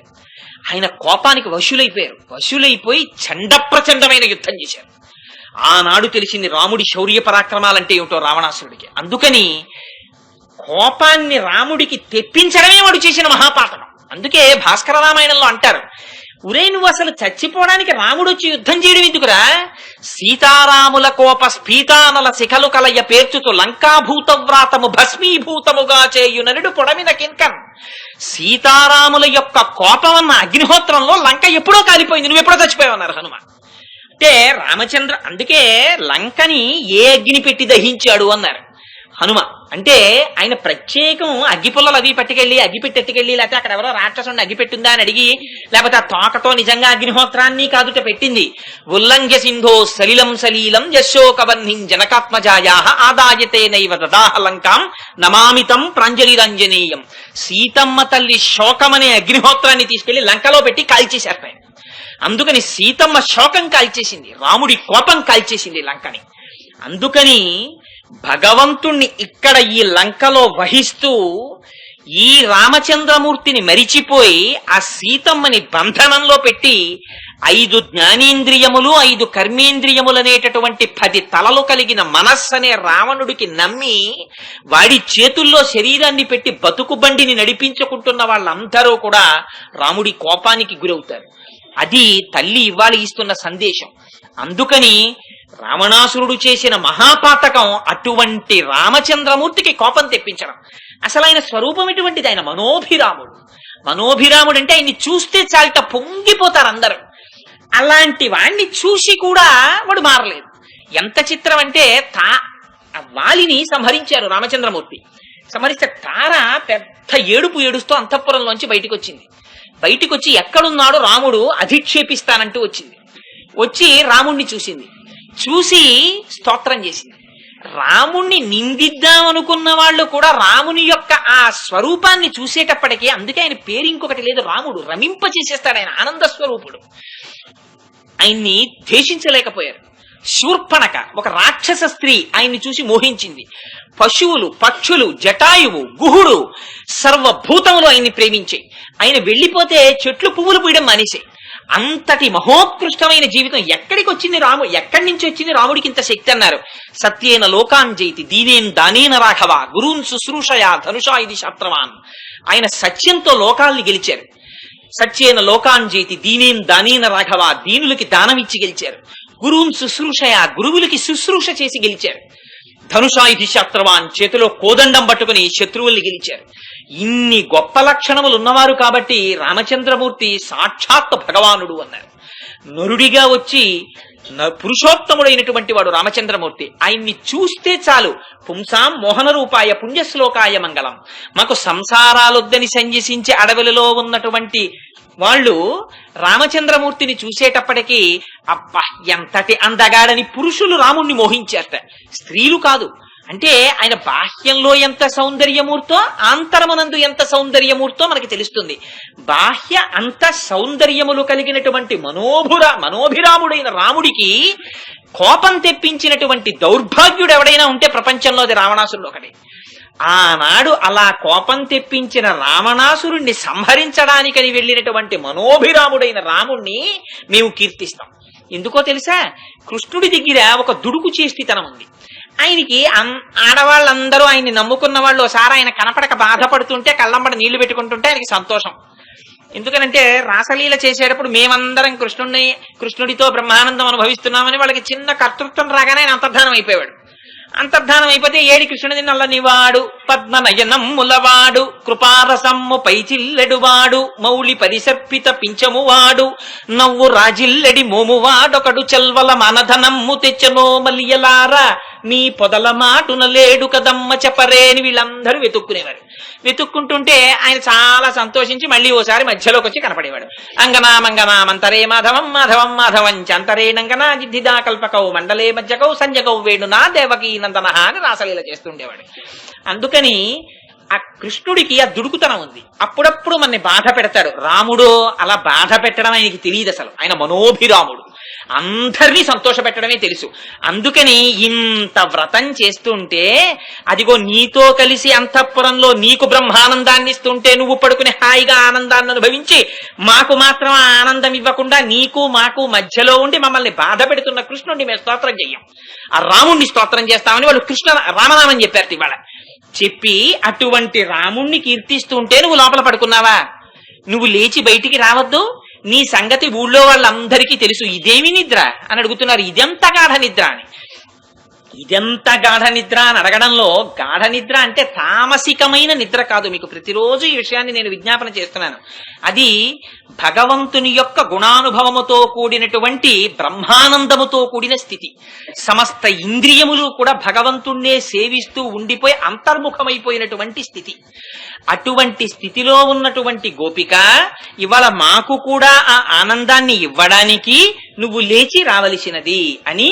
ఇదెంత గాఢ నిద్ర, నువ్వు లేచి బయటికొచ్చి నీ సంగతి ఊరివారందరికీ తెలిసిపోయింది. అంటే ఆవిడ సాక్షాత్తుగా కృష్ణ భగవానుని యొక్క బ్రహ్మానందమును అనుభవిస్తున్నటువంటి గోపిక అన్న విషయం దాగితే దాచేది కాదు. నిప్పుని ఇక్కడ నిప్పులు లేవండి అని దాచేస్తే దాగుతుందా? దాని ప్రకాశం ఆగుతుందా? దాని వేడి ఆగుతుందా? బ్రహ్మానందాన్ని అనుభవిస్తున్నటువంటి వ్యక్తి యొక్క స్థితి దాస్తే దాగిపోయేదా? తెలిసిపోతుంది. అందుకని ఊరి వారందరికీ నీ సంగతి తెలుసు. నువ్వు ఇవాళ ఏమీ తెలియని దానిలా లోపల పడుకుంటావే, నువ్వు బయటికొచ్చి మా అందరితో కలిసి మాకు నాయకత్వం వహించి మాకు కూడా ఆనందాన్ని ఇవ్వవలసిన దానివి ఇవ్వకుండా ఉండిపోతావా? అందుకని నువ్వు బయటికి రా అని ఆ గోపికని స్తోత్రం చేసి పిలిచారు. తరువాతి పాశురాన్ని విజ్ఞాపన చేస్తాను. అమ్మా,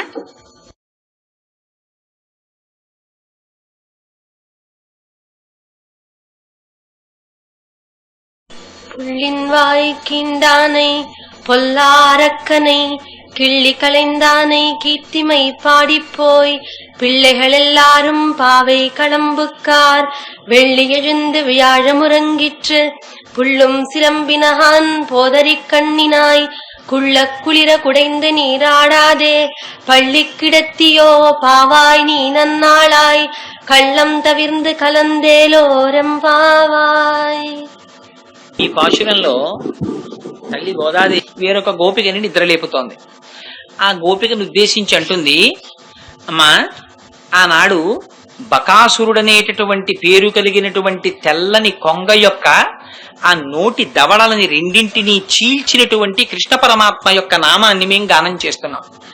ఆ దక్షిణ దిక్కున ఉన్నటువంటి రావణాసురుడనబడేటటువంటి పరమ దుష్టుడైన రావణాసురుని 10 తలలు గిల్లివేసినటువంటి రామచంద్రమూర్తి యొక్క నామాన్ని కీర్తిస్తున్నాం. అలా మేము కీర్తిస్తున్నా నువ్వు ఎందుకు బయటికి రావడం లేదు? నీ నేత్ర సౌందర్యం గొప్పది. తామర పువ్వు లోపల ఉన్నటువంటి గండు తుమ్మెదల గండు తుమ్మెదతో కూడిన తామర పువ్వు లాంటి నేత్రం కలిగి బెదురు చూపులు కలిగినటువంటి లేడి ఎలా చూస్తుందో అటువంటి చూపులు కలిగినటువంటి నువ్వు ఇవాళ లేచి బయటికి రా. ఎందుచేత అదిగో తెలతెలవారిపోతోందనడానికి గుర్తు శుక్రుడు ఉదయిస్తున్నాడు, గురుడు అస్తమిస్తున్నాడు, పక్షులు అరుస్తున్నాయి. నువ్వు లేచి కృష్ణ విరహ తాపమును ఉపశమింపచేసుకోవడానికి స్నానమును చేసి అత్యంత సుకుమారివి కనుక మా అందరితో కలిసి మాట్లాడి మా వ్రతములో నువ్వు కూడా పాలు పంచుకొనవలసినది, విశేషించి ఇవి మంచి రోజులు అని ఆ గోపికని నిద్రలేపుతారు. ఈ నిద్రలేపడంలో పెరియాళ్వారు వారిని నిద్రలేపుతున్నారు. పెరియాళ్వారు వారి గురించి ఇంకా మళ్ళీ ప్రత్యేకం ఇవాళ చెప్పవలసినటువంటి అవసరం లేదు. ఎందుచేత అంటే తిరుప్పావై ప్రారంభం చేసేటప్పుడే ఆ పెరియాళ్వారు వారు విష్ణు చిత్తుల వారు వారి యొక్క వైభవాన్ని మొదటి రోజునే నేను విజ్ఞాపన చేసి ఉన్నాను. వారు సాక్షాత్తుగా గోదాదేవి యొక్క తండ్రి. అందుచేత ఈ పాశురంలో తల్లి బకాసురుణ్ణి సంహరించినటువంటి కృష్ణ భగవానుణ్ణి కీర్తిస్తోంది. ఈ లీలని తీసుకుంటుంది ఇవాళ. ఆ లీలని తీసుకోవడంలో ఒక్కొక్క లీలని ఒక్కొక్క రోజు పాశురంలో చెప్తూ ఉంటుంది. అలా చెప్పడం వెనకాతల కొంత రహస్యం ఉంటుంది. ఇవాళ బకాసురుణ్ణి సంహరించినటువంటి కృష్ణుడి యొక్క నామాన్ని కీర్తిస్తున్నాం అంటున్నారు. అంటేట ఈ గోపికలందరూ బయట ఉంటే వీళ్ళకి చిన్న కలహం వచ్చింది. అదేమిటది? మన కోసమని మన అందరి మధ్యలో మన కన్నులతో చూడడానికి వీలుగా స్వామి కృష్ణ పరమాత్మగా అవతరించారు. అవతరించి మనను ఉద్ధరించి మనతో కలిసి ప్రతిరోజు ఈ మార్గశీర్ష వ్రతం అనేటటువంటి వ్రతాన్ని చేయిస్తుంటే మీరు ఇక్కడ మనతో పుట్టి మనకి ఆనందమిస్తున్న కృష్ణ భగవానుడి నామం చెప్పడం మానేసి ఎప్పుడో త్రేతాయుగంలో పుట్టిన రామనామం చెప్తున్నారేమిటి అన్నారట. అంటే మిగిలిన గోపికలు అన్నారు, నామం ఏమిటి, రూపం ఏమిటి? నామరూపాలు వేరైతే భగవత్ తత్వం మారిపోతుందా? తత్వం ఒక్కటే ఉంటుంది, నామరూపములు మారుతాయేమోనని. ఆ నామరూపములు లేకపోయినప్పుడు పరమాత్మ తత్వం ఒక్కటే ఎలా ఉంటుంది అన్నదానికి ఆ కృష్ణ కర్ణామృతంలో లీలాశుకుల వారు చేసినటువంటి ఒక గొప్ప శ్లోకాన్ని ఉదహరిస్తుంటారు. చిన్నతనంలో యశోదాదేవి కృష్ణ పరమాత్మని ఉయ్యాలలో పడుకోబెట్టి ఊపుతూ ఉండేది. సహజం కదా, పిల్లలమ్మ ఏదైనా కథ చెప్పు అంటుండేవారు. ఆయన అంటే ఉయ్యాల ఊపుతో ఆవిడ కథ చెప్తుండేది కృష్ణ పరమాత్మకి. పూర్వకాలంలో దశరథ మహారాజు గారు అనేటటువంటి రాజుగారు ఉన్నారు అంటే ఊ అనేవట్టారు కృష్ణుడు. ఇంకోసారి ఊపి ఆ దశరథ మహారాజు గారికి 3 భార్యలు, 4 కొడుకులు, రామలక్ష్మణ భరత శత్రుఘ్నులు, రాముడి భార్య సీతమ్మ, అరణ్యవాసానికి వెళ్లారు పితృవాక్య పరిపాలన కోసం. సీతమ్మ తల్లిని రావణాసురుడు అనేటటువంటి రాక్షసుడు అపహరించాడు. లక్ష్మణ ఎక్కడ నా పటాన ధనస్సు అనేవట్ట. కృష్ణుడు లేచిగా భాగమే. అదేమిటి ఇక్కడ వరకు అన్నవాడు పిల్లవాడు ఇక్కడ దాకా విని రావణాసురుడు సీతమ్మను అపహరించాడు అనేటప్పటికీ లక్ష్మణ ఎక్కడుంది నా చేతిలో ఉండవలసిన కోదండం పట్టుకురా అనేవట్ట. అంటే ఇవాళ అవతారం కృష్ణుడు అవ్వచ్చు, కానీ అవతారం ఎప్పుడు ఆ కిందటి రామావతారం అయింది కాదేమిటి? నామరూపాలనేటటువంటివి పరమాత్మ మీద మీరు చూపించినటువంటి ఆపాదించినటువంటివి. అసలు ఆయనకి నామమా రూపమా? మీరు ఏ పేరు పెట్టి పిలిచినా పలికేది ఒక స్వరూపమే. అందుకని నామరూపాతీతుడు కనుక రామనామం చేసినంత మాత్రంలో వచ్చిన తప్పు లేదు, కృష్ణనామం చెప్పినంత మాత్రంలో వచ్చినది లేదు. ఏ నామంతో పిలిచినా ఆ పరమాత్మనే పిలుస్తున్నాం. అందుకని రామనామాన్ని కృష్ణనామాన్ని రెండింటినీ జోడిస్తూ మొట్టమొదటే ఆ శ్లోకంలో అంటారు, ఆ బకాసురుణ్ణి సంహరించినటువంటి కృష్ణనామాన్ని గానం చేస్తున్నాం అంటారు. బకుడు అనేటటువంటి ఒక రాక్షసుడు కంసుని పనుపున కొంగ రూపంలో వచ్చాడు. ఒక్కొక్క రూపంలో వచ్చాడు. ఆయన హిమాలయ పర్వతం అంతటి కొంగలా వచ్చి ఆ ఉండడం కూడా పోతన గారు అద్భుతంగా వర్ణించారు. ఎల్ల పనులు మాని ఏకాగ్రచిత్తుడై మౌని వృత్తి ఇతర మమత విడచి వనములోన నిలిచి వనజాక్షుపై దృష్టి చేర్చి బకుడు తపసి చెలువు దాల్చే అన్నారు. ఆ కొంగ తెల్లటి కొంగ ఒక చక్కటి చెరువు ఒడ్డునకు నించుంది. ఒంటి కాలి మీద నించుంది. నిలబడి మహర్షులు ఎలా అయితే నీటి ఒడ్డున నిలబడి అలా తపస్సు చేస్తూ భగవంతుణ్ణి మనస్సులో పెట్టుకుంటారో అది కూడా కృష్ణుడి గురించి ఊహిస్తోంది. ఎందుకు? ఆ కృష్ణుడి పాదాలు పట్టుకోవడానికి కాదు, కృష్ణుడిని సంహరించడానికి. పైకి ఉన్నది ఒక లక్షణం, తెల్లగా చక్కగా సత్వగుణంలాగా అలా కనపడుతోంది. లోపల ఉన్నది కృష్ణుడిని సంహరించాలన్న ఉద్దేశ్యం. సరే అలా ఉంది. కృష్ణ పరమాత్మకి తెలియదా వచ్చిన వాళ్ళు ఎవరో? ఆయన గోపాల బాలురందరితో ఆడుకోవడానికి అటే వచ్చారు. వస్తే ఈ గోపాల బాలులందరికీ కృష్ణుడిని అడగడం తప్ప వాళ్ళకి ఇంకేం చేత కాదు. అందుకని వాళ్ళు కృష్ణ కృష్ణ చూడు, ఇంతకు ముందు ఎప్పుడు చూడలేదు, ఎంత పెద్ద కొంగ వచ్చిందో, తెల్లగా ఎంత బాగుందో చూడు కొంగ, దగ్గరికి ఎడదాం కృష్ణ, దగ్గరికి ఎడదాం కృష్ణ అన్నారు. కృష్ణుడికి తెలుసు వచ్చిన కొంగ ఎవరో. అందుకని పాపం ఆయన ఓహో సరేలే దానికి ఆయుర్దాయం మూడిపోయింది అనుకుని దగ్గరికి వెళ్ళారు. అది అందరినీ విడిచిపెట్టి చెంచువు దీటిపక్షముల జల్లున విచ్చి కుప్పించి నభంబుపైకెగసి భీషణ రోషణ వక్తుడై విజృంభించి గరుచ్చమీరమున భిన్నములై తరులోలికోలగా మించి బకాసురుండుడిచిపట్టెను సహిష్ణుని చిన్ని కృష్ణుని అన్నారు. అది తన రెక్కలు విప్పి పెద్ద జంఝామారుతాన్ని సృష్టించి ఆకాశంలో ఒక్కసారి ఎగిరేటప్పటికి చెట్ల కొమ్మలన్నీ విరిగి పడిపోయాయి. అది ఎగురుతూ వచ్చి కృష్ణ పరమాత్మని తన యొక్క ముక్కు చంపుటములలో ఇరికించుకుని ఎగిరిపోయింది. ఎగిరిపోతే ఆయన్ని మింగుదామని ఆ ముక్కులో పెట్టుకుని ఈ చంపుటములలో ఇరికించుకుని తినేటటువంటి లక్షణం చాలా గమ్మత్తుగా ఉంటుంది. మీరు ఎప్పుడైనా చూడండి, బల్లి గోడ మీద ఉండి పట్టుకుంటుంది, దానికి చేతులు ఉండవు. చేత్తో మనకైతే యాపిల్ పండు ముక్కు ఇలా నోట్లో పెద్దది పెట్టుకుంటే ఒకవేళ జారిపోతుంటే ఇలా నోట్లోకి తోసుకుంటాం.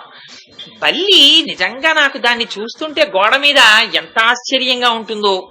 ఇలా ఉన్న గోడ మీద అది ఎలా పడుకుంటుందో, ఇలా కాళ్ళతో పడుకుంటుంది. పడుకుని అక్కడ ఇంత పెద్ద పురుగు వచ్చి వాళ్తుంది. ఏమీ తెలియని దానిలో ఇలా దగ్గర దగ్గరికి వెళ్ళి ఆ పురుగు గమనించుకోకుండా అది మన్నేం చేస్తుందిలే అని అదేది ఝాసలో ఉంటే ఆఖరణ ఒక్క ఎగురు వెళ్ళి పట్టుకుంటుంది. పట్టుకుంటే అది ఇలా అది వదలదు, తల ఇలా తిప్పుతుంది, కింద పడిపోదు. అది అలా పట్టుకుని కొంచెం నీరసించిపోతుండగా నోరు విప్పి అలా అలా లోపలికి తీసుకుంటుంది. తీసుకుని మొత్తానికి ఎప్పుడు నవ్వులుతుందో, ఎప్పుడు లాగేస్తుందో క్రమక్రమంగా శరీరం ఆ బల్లి నోట్లోకి వెళ్ళిపోతూ ఉంటుంది. అది చిట్ట చివరన అలా రెక్కలు కొట్టుకుంటూనే వింటుంటుంది. ఆ బల్లి అలా మింగేస్తుంది. ఇంత బల్లి, గోడ మీదున్న బల్లి, మన ఇంట్లోనే ఉన్న బల్లి, మన ఇంట్లో పురుగునే ఏమీ కాకుండా తినేస్తుంటుంది. కాళ్ళక్కర్లా, చేతులక్కర్లా, నోట్లో తోసుకోక్కర్లా, వెక్కిళ్ళురో, మంచినీళ్లు తాగదు. ఎన్ని పురుగులైనా అలా తింటుంటుంది. అసలు ఇది బల్లి వెనకాతల మృత్యురూపంగా ఉండి పరమాత్మ గృహస్థులకి ఇచ్చే సందేశమా? అందుకని ఇళ్లల్లో బలులు వస్తాయా అని నాకు అది ఎక్కడైనా ఎప్పుడైనా నేను ఇలా తినేయగలనడానికి ఎవరూ నడవలేని గోడ మీద అది నడుస్తుందా అని నాకు ఆ బల్లిని చూస్తుంటే చాలా ఆశ్చర్యంగా అనేక భావాలు వస్తుంటాయి ఒక్కొక్కసారి. అలా ఈ దిక్కుమల్ల కొంగ కృష్ణ పరమాత్మని చంపుటాల్లో పట్టుకుని ఆయన్ని ఇరికించుకుని మింగాలి. అందుకని ఆ చంపుటాలు ఎత్తి ఆయన లోపలికి తోసుకుంటుంటే ఆయన ఒక్కసారి అగ్నిహోత్రంలా అయిపోయారు. అగ్నిహోత్రంలా అయిపోవడం ఏమిటి? సాక్షాత్తుగా ఆయన అగ్నిహోత్ర స్వరూపం. ఆయన అయ్యేటప్పటికీ దానికి మంట పెట్టింది. ఏదో మంచి పదార్థం అనుకుని ఇంటికి వెళ్ళగానే ఎంతో సంతోషంగా గబగబా కూర అన్నం కలుపుకుని నోట్లో పెట్టుకోగానే మిరపకాయ వచ్చింది అనుకోండి, ఎలా ఉంటుంది వాడి కర్మ? చిన్నతనంలో ఇంట్లో పితృకార్యం అవుతుంటే మా వాళ్ళు, నువ్వు పెద్ద కొడుకు కదరా, అందుకని నువ్వు 1 గంట వరకు ఏం తినకూడదు, నువ్వు తినకనేవారు. మనకు తెలియదు చిన్నతనం, అందుకని ఏదైనా కనపడితే తినేద్దామని చూస్తూ ఉండేవాడిని. ఓ రోజున మా అమ్మగారు పితృకార్యానికి వంట చేస్తూ ఇంగు ముక్కోటి అక్కడ పెట్టారు పెద్దది. పెడితే అది బెల్లం ముక్కలా కనపడింది నాకు.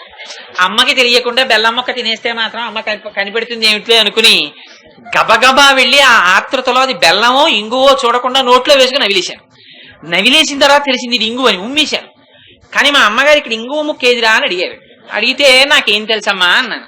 కానీ ఇంగువ తిన్న నోరు సాక్ష్యం చెప్పకుండా ఉంటుందా? 15 రోజులు పోయినా దిక్కుమాల వాసన వచ్చేస్తూనే ఉంటుంది.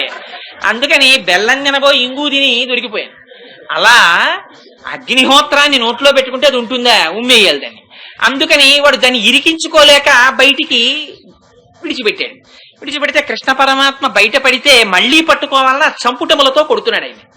ఆయన చూశారు, కృష్ణుడితోడిదే గోపాల బాలుర జీవితం. ఇది ఆయన చూస్తూ ఉంటారు. మాకు భగవంతుడే కావాలని ఏడిచిన వాడికి భగవంతుడు దక్కుతాడు. అమ్మో కృష్ణుడిని కొంగ తినేస్తోందని వీళ్ళు పరిగెత్తిపోయి ఉంటే ఇంకా తర్వాత కృష్ణుడు వాళ్ళకి కనబడి ఉండేవాడు కాదు బహుశా. మాకు కృష్ణుడు లేడని వాళ్ళు పరిగెత్తకుండా ఏడుస్తున్నారు, మాకు కృష్ణుడు కావాలి. ఎక్కడి నుంచి వచ్చింది దిక్కుమాలిన కొంగ, దీని దగ్గరికి మేము కృష్ణుడిని పంపించామని వాళ్ళకి తనకి తాను దక్కించుకోవడం కోసం దాని 2 చంపుటములు పట్టుకుని చీల్చేశారు. చచ్చిపోయింది ఆ కొంగ. ఇది లీల. దీన్ని చెప్తోంది ఇవాళ అమ్మవారు.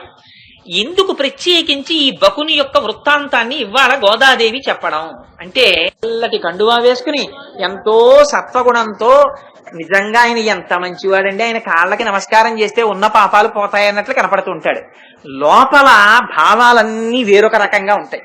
దీనికి మీకు తేలిగ్గా అర్థం అవడానికి ఒక ఉదాహరణ చెప్తాను. పూర్వం నాలాంటి పండితుడు ఒకడు ప్రవచనం చేస్తున్నాడు. ప్రవచనం చేస్తుంటే అక్కడ ఉన్న కార్యకర్తలు వచ్చి అన్నారు, మహానుభావ మీరు చాలా బాగా ప్రవచనం చేస్తారు, మహాపండితులు.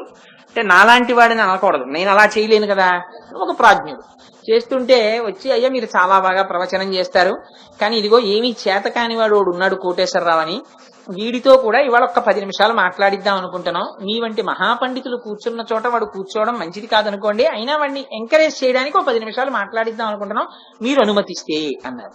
అంటే ఆయన అన్నాడు, తప్పకుండానయ్యా, దానికే ఉంది, 10 నిమిషాలు కాకపోతే అరగంట మాట్లాడమనండి. నన్ను చూసి మీరు అలా ఎప్పుడు అనుమతి అడక్కండి. నాకు 3 లక్షణాలు ఉన్నాయి. నన్ను నేను పొగుడుకోవడం నాకు ఇష్టం ఉండదు, ఇంకోళ్ళని నిందించడము నాకు ఇష్టం ఉండదు, నేను ఒకటి ఆశించి చెప్పుకోను, ఏదో ఎంత దొరికితే దాంతోనే తృప్తి పడడం, ఈ 3 లక్షణాలు నాకున్నాయి. అందుకని ఒకరిని నిందించేవాడిని కాను. వాడు బాగా చెప్పగలడా చెప్పలేడా నేను చూడను, వాడు ఏదో భగవత్కథ చెప్తాడు, వాడు పాపం చెప్పనివ్వండి అన్నారు. సరే వాడు వచ్చాడు, ఓ 10 నిమిషాలు భగవత్కథ చెప్పాడు, అయిపోయింది. కార్యకర్తలు వచ్చి ఇద్దరికి తమలపాకుల్లో 2 116లు పెట్టి ఆయనకి ఈయనకి తాంబూలం ఇచ్చారు. ఇస్తే ఈయన్ని మైక్ ఇచ్చి, అయ్యా ఇవాళతో ఉపన్యాసాలు అయిపోయాయి కదా, ఓ మాట చెప్పండి అన్నారు. మైక్ ఆన్ చేసుందని చూసుకోక ముఖ్య కార్యకర్తని పిలిచి ఈయన అన్నాడు, ఏమయ్యా ఇంత మహాపండితుణ్ణి నాకు, ఈ తత్తు కొడుక్కి ఇద్దరికి 116లే అన్నాడు. ఏమైంది? ఆయన ముందు 3 చెప్పినవి ఏమిటి? నన్ను నేను పొగుడుకోను, నాలాంటి మహాపండితుడికి ఇంకోళ్ళని నిందించను, ఈ తత్తు కొడుక్కి నాకు ద్రవ్యం మీద అభిలాష లేదు, 116లే. ఆ ఒక్క వాక్యంలో 3 పోలా. అందుకని దంభాసురుడు అంటే ఎక్కడో ఉండడు, ఇక్కడ ఉంటాడు. పైకి తెల్లటి బట్టలు, ప్రవచనం, అల్లరి, అబ్బో ఈయనకి ఎంత వైరాగ్యం అన్నట్లుంటారు. కానీ లోపల మాత్రం అసలు మీ అందరికన్నా పెద్ద ఆశ అంతా ఇక్కడ ఉంటుంది. అందరికన్నా ఎక్కువ కామక్రోధ లోభ మదమోత్సర్యములతో ఏడుస్తున్న వాడిని కనుక వాటిని సంహరించుకోవడానికి మీరు వింటే చాలు, నేను చెప్పుకుంటే కంటారు కదా, అందుకని ఇక్కడ కూర్చోవడం. అందుకని అదిగో అటువంటి దంభం ఉందే, ఆ దంభాన్ని మనం పోగొట్టుకుందామంటే పోగొట్టుకోలేము. అది ఎప్పుడు పోతుందంటే భగవంతుని యొక్క పాదములు పట్టుకుంటే ఆయన తీసేస్తారు ఆ దంభాన్ని. అదే కొంగని సంహరించడం. ఆ దంభం పోతే ఉన్నవాడు ఉన్నట్టుగా రుజువర్తనతో భగవానుడి ముందు నిలబడతాడు. అందుకని ఆ దంభం మనంతట మనం పోగొట్టుకుందామంటే పోగొట్టుకోలేము. లోపల ఒకటి పెట్టుకుని పైకి ఒకటి మాట్లాడడం, ఇది పోదు. అందుకని మనం ఏం చేద్దాం, ఆ బకాసురుణ్ణి సంహరించినటువంటి కృష్ణనామాన్ని కీర్తిద్దాం. ఇది పోతే తప్ప మనకి భగవంతుడు దొరకడు అని ఇవాళ ఆ నామం చెప్పించింది అమ్మ. చెప్పించి ఆ దక్షిణ దిక్కున ఉండేటటువంటి 10 తలలు కలిగినటువంటి క్రూరాత్ముడైన రావణాసురుడి తలలు గిల్లినటువంటి రామచంద్రమూర్తి నామాన్ని గానం చేద్దాం. 10 తలలు గిల్లేసేట రాముడు. 10 తలలు గిల్లేయడం అంటే ఏమిటి దాని అర్థం? పిల్లలు ఆడుకుంటూ ఉంటారు. ఆడుకుంటూ అక్కడ ఏదో మొగ్గలేస్తాయి. పాపం యజమాని అప్పటి నుంచో ఆశ పెట్టుకుంటే అమ్మయ్య మొగ్గేసిందని మురిసిపోతుంటాడు. వీడు ఆడుతూ నిష్కారణంగా వెళ్ళి ఇలా గిల్లేస్తాడు. దాన్ని మొగ్గ తెగిపోతుంది. మొగ్గ గిల్లేయడానికి పెద్ద బలం కావాలా? మొగ్గ గిల్లడానికి బలం అక్కర్లేదు. కానీ అలా రామచంద్రమూర్తి రావణాసురుడి 10 తలలు గిల్లేశారు. అలా గిల్లేశాడయా, అటువంటి రాముణ్ణి కీర్తిద్దామన్నారు మనకి. కానీ ఆవిడ చెప్పడం అంటే అంత తేలిగ్గా చెప్పింది, కానీ నిజంగా అంత తేలిగ్గా గిల్లేశారా రాముడు?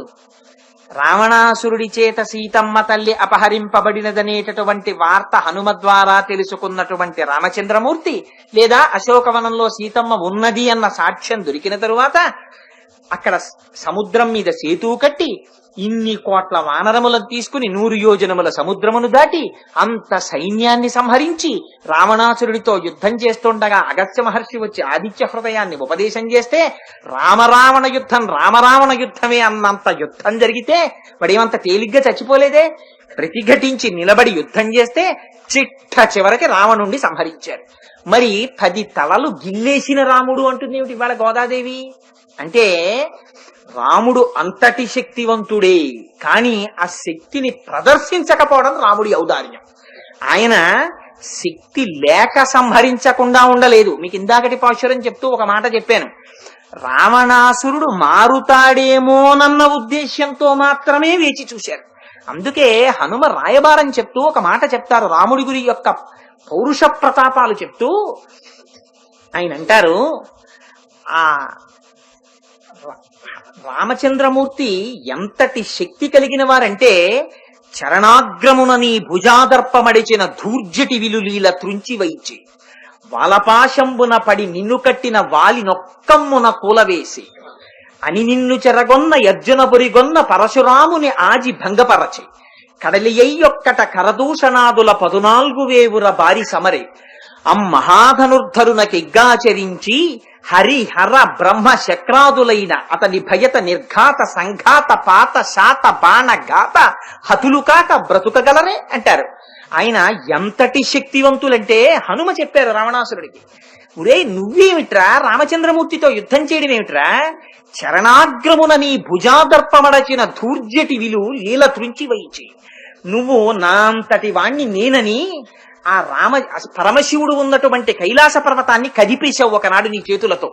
కదుపుతుంటే ఎవరురా 10 తలల పురుగు కైలాసాన్ని కదుపుతున్నాడని పరమశివుడు ఆ రోజున తన కాలి బొటన వేలుతో కైలాసాన్ని ఇలా నొక్కారు. నొక్కితే ఆ పర్వతం కింద నీ చేతులు ఉండిపోతే బయటికి రాలేక ఆనాడు కూర్చుని సమయం వృధా ఎందుకని ఘన జటా చెప్పుకున్నావు. పరమశివుడి మీద స్తోత్రం చేశావు. జటాటవీగలజ్జల ప్రవాహ పావిత స్థలే గళేవలం జలంబితాం భుజంగతుంగమాలికాం ఢమఢమఢమఢమ నినాదవడ్డవర్వయం చకార చండ తాండవ తనోతున శివ శివం అని స్తోత్రం చేశాడు ఆ రోజున. అలాంటి వాడివి ఇవాళ ఆ రామచంద్రమూర్తితో యుద్ధానికి ఎడతావా? ఆ పరమశివుని యొక్క విల్లుని విరిచిన వాడు రామచంద్రమూర్తి. అందుకని చరణాగ్రమునని భుజాదర్పమడచిన ధూర్జటి విలు లీల త్రుంచి వైచి వాలపాశంబున పడి నిన్ను కట్టిన వాలిని ఒక్కమ్మున కూలవేసి. ఆ వాలి 4 సముద్రాల్లో సంధ్యావందనం చేసేవాడు. ఒక రోజున రావణాసురుడు వెళ్లి సంధ్యావందనం చేసుకుంటున్న వాలి తోక దగ్గర చేరి అల్లరి చేస్తుంటే ఎవడోరా 10 తలల పురుగు సంధ్యావందనం చేశాక చూద్దామని తోకకి చుట్టి 4 సముద్రాల్లోనూ ముంచి వాడు అర్ఘ్యమిస్తుండేవాడు. వీడు ఊపిరాడక కొట్టుకుంటుంటే మళ్ళీ ఓసారి పైకి తీసి వీడిని పట్టుకుని 4 సముద్రాల్లోనూ తిప్పి ఆఖరణ పట్టుకెళ్లి తన అంతఃపురంలో కూర్చుని తార ఇచ్చిన గ్లాసుడు పాలు తాగిన తర్వాత ఆ పట్టుకున్న పురుగుని తోకతో ఇలా అని కింద పారేస్తే వీడు 10 తలగలతో అమ్మయ్య బతికానని పడితే ఎవర్రాను పురుగా అన్నాడు. అంటే అమ్మ బాబోయ్ బుద్ధి తక్కువై నీ దగ్గరికి వచ్చాను ఇంకెప్పుడు రానని ప్రతిజ్ఞ చేశావు. అలాంటి వాలిని ఒక్క బాణంతో కొట్టేశాడు రాముడు. ఏమనుకుంటున్నావు? వాలిని ఒక్కమ్మున కూల వేసి అని నిన్ను చెరగొన్న అర్జున పరిగొన్న పరశురాముని ఆజి భంగపరచి. పరశురాముడి సంగతి నీకు తెలుసు కదా. ఆ పరశురాముడు ఏ కార్తవీర్యార్జునుడి యొక్క 10,000 చేతులు తన గండ్రగొడ్డలితో నరికేశాడో ఆ కార్తవీర్యార్జునుణ్ణి నిగ్రహించిన పరశురాముణ్ణి నిగ్రహించిన వాడు రాముడు. పరశురాముని ఆజి భంగపరచే కడలియొక్కట కరదూషణాదుల 14 వేవుర బారి సమరే. కరదూషణాదులు 14,000 మంది ఒక పక్క, రాముడొక్కడు ఒక పక్క. ఎప్పుడు యుద్ధం చేశాడో తెలియదు, 14,000 మందిని సంహరించాడు. కరదూషణాదుల 14 వేవుర బారి సమరే మహాధనుర్ధరునకిగ్గాచరించి హరి హర బ్రహ్మ శక్రాదులైన అతని భయత నిర్ఘాత సంఘాత పాత శాత బాణ ఘాత హతులు కాక బ్రతుకగలరే. అటువంటి రాముణ్ణి ఎదురు తిరిగి బ్రహ్మ స్వయంభూ చతురాననోవా ఇంద్రో సురేంద్రో సురనాయకోవా రుద్రో స్త్రినేస్త్ర త్రిపురాంతకోవా త్రతున్న శక్త యది రామవధ్యం. ఆ రాముణ్ణి ఎదురొడ్డి నిలబడలేరు. అటువంటి రాముడే వచ్చి కోదండాన్ని చేతిలో పట్టుకుని బాణాన్ని తీసి సంధించి విడిచిపెడితే లంక మీదకి మండిత విస్ఫులింగ విషమ జ్వలితానల కీలలు అబ్జ గర్భాండము నిండ రామ వసుధాదిపుడేశుడు వజ్ర సాధనా ఖండిత పంటికంట కనకంట పురాంతక శైలచాలనుద్దండ బలప్రచండ పురదండ విఖండన చండకాండములు. ఆ బంగారు బాణములలోంచి వచ్చిన అగ్నిహోత్రానికి నీ లంక కాలిపోతుంది రావణ. అటువంటి రాముడితో నీకు యుద్ధమా అని అడిగారు హనుమ. అంతటి పౌరుష పరాక్రమములు ఉన్నవారే, ఆయన 10 తలలు గిల్లి వేసిన వారే. మరి ఎందుకు ఉపేక్షించారు? వాడు మారుతాడేమోనని అవకాశం ఇచ్చారు. అందుకని అంతటి సుగుణాభిరాముడు, అంతటి శౌర్యమూర్తి ఆ రాముడు మన అండదండగా ఉండగా మనకేం భయం? అందుకని ఆ రాముడి నామాన్ని కీర్తిద్దాం. ఆ రాముడి నామాన్ని కీర్తించి మేం వెడుతుంటే నేత్ర సౌందర్యములు కలిగినటువంటి ఓ గోపిక, ఎటువంటి నేత్ర సౌందర్యంట! తామర పువ్వులో గండు తుమ్మెద ఉండిపోతే ఆ తామర పువ్వు ఎలా ఉంటుందో అటువంటి కన్నులు కలిగినటువంటి గోపికట. బెదిరిపోయినటువంటి లేడి చూపులు ఎలా ఉంటాయో అటువంటి చూపులు కలిగినటువంటి గోపికట. అంటే మహాభక్తులకి ఉండవలసినటువంటి లక్షణములు 3 అంటారు. అవి బాల్యము, మౌనము, తపస్సు. ఈ 3 తుమ్మెద పువ్వులలో ఉండేటటువంటి మకరందాన్ని తీసుకోవడం కోసమని ఝమ్మని నాదం చేస్తూ తిరుగుతుంది. పువ్వు మీదకొచ్చి వాలుతుంది. వచ్చిన తరువాత మకరందాన్ని తాగడంలో తుమ్మెదకున్నంత గొప్పతనం ఇంకెవ్వరికీ లేదు. ఎక్కడో పువ్వు లోపల ఉండేటటువంటి కేసరముల యొక్క అడుగు భాగంలో ఉండేటటువంటి ఒక్క చొక్క మకరందాన్ని తాను స్వీకరించడం కోసమని ఇలా ముట్టుకుంటే నలిగిపోయేటటువంటి ఆ పరమ సుకుమారమైనటువంటి పువ్వు రేఖల మీద 6 కాళ్లతో తాను నిలబడి తన వాడి అయిన తొండాన్ని ఆ పుష్పము యొక్క గుండెల లోపలికి గుచ్చి ఆ లోపల ఉన్న చుక్క మకరందాన్ని తాను తాగి పువ్వుకి ఇంత అపకారం జరగకుండా తుమ్మెద వాలడమే ప్రయోజనమని పువ్వు మురిసిపోయేటట్టుగా తుమ్మెద లేచి ఎగిరిపోతుంది. ఆ మకరందాన్ని పానం చెయ్యడానికి వచ్చినంతసేపు చప్పుడు, మకరందాన్ని పానం చేసేటప్పుడు నిశ్శబ్దంగా తొండాన్ని గుచ్చి ఆ మకరందాన్ని తీసుకుంటుంది. అలా భగవంతుని యొక్క పాదార విందములు చేరుకునేటంతటి వరకు ఎప్పుడు చేరుతానని తాపత్రయం.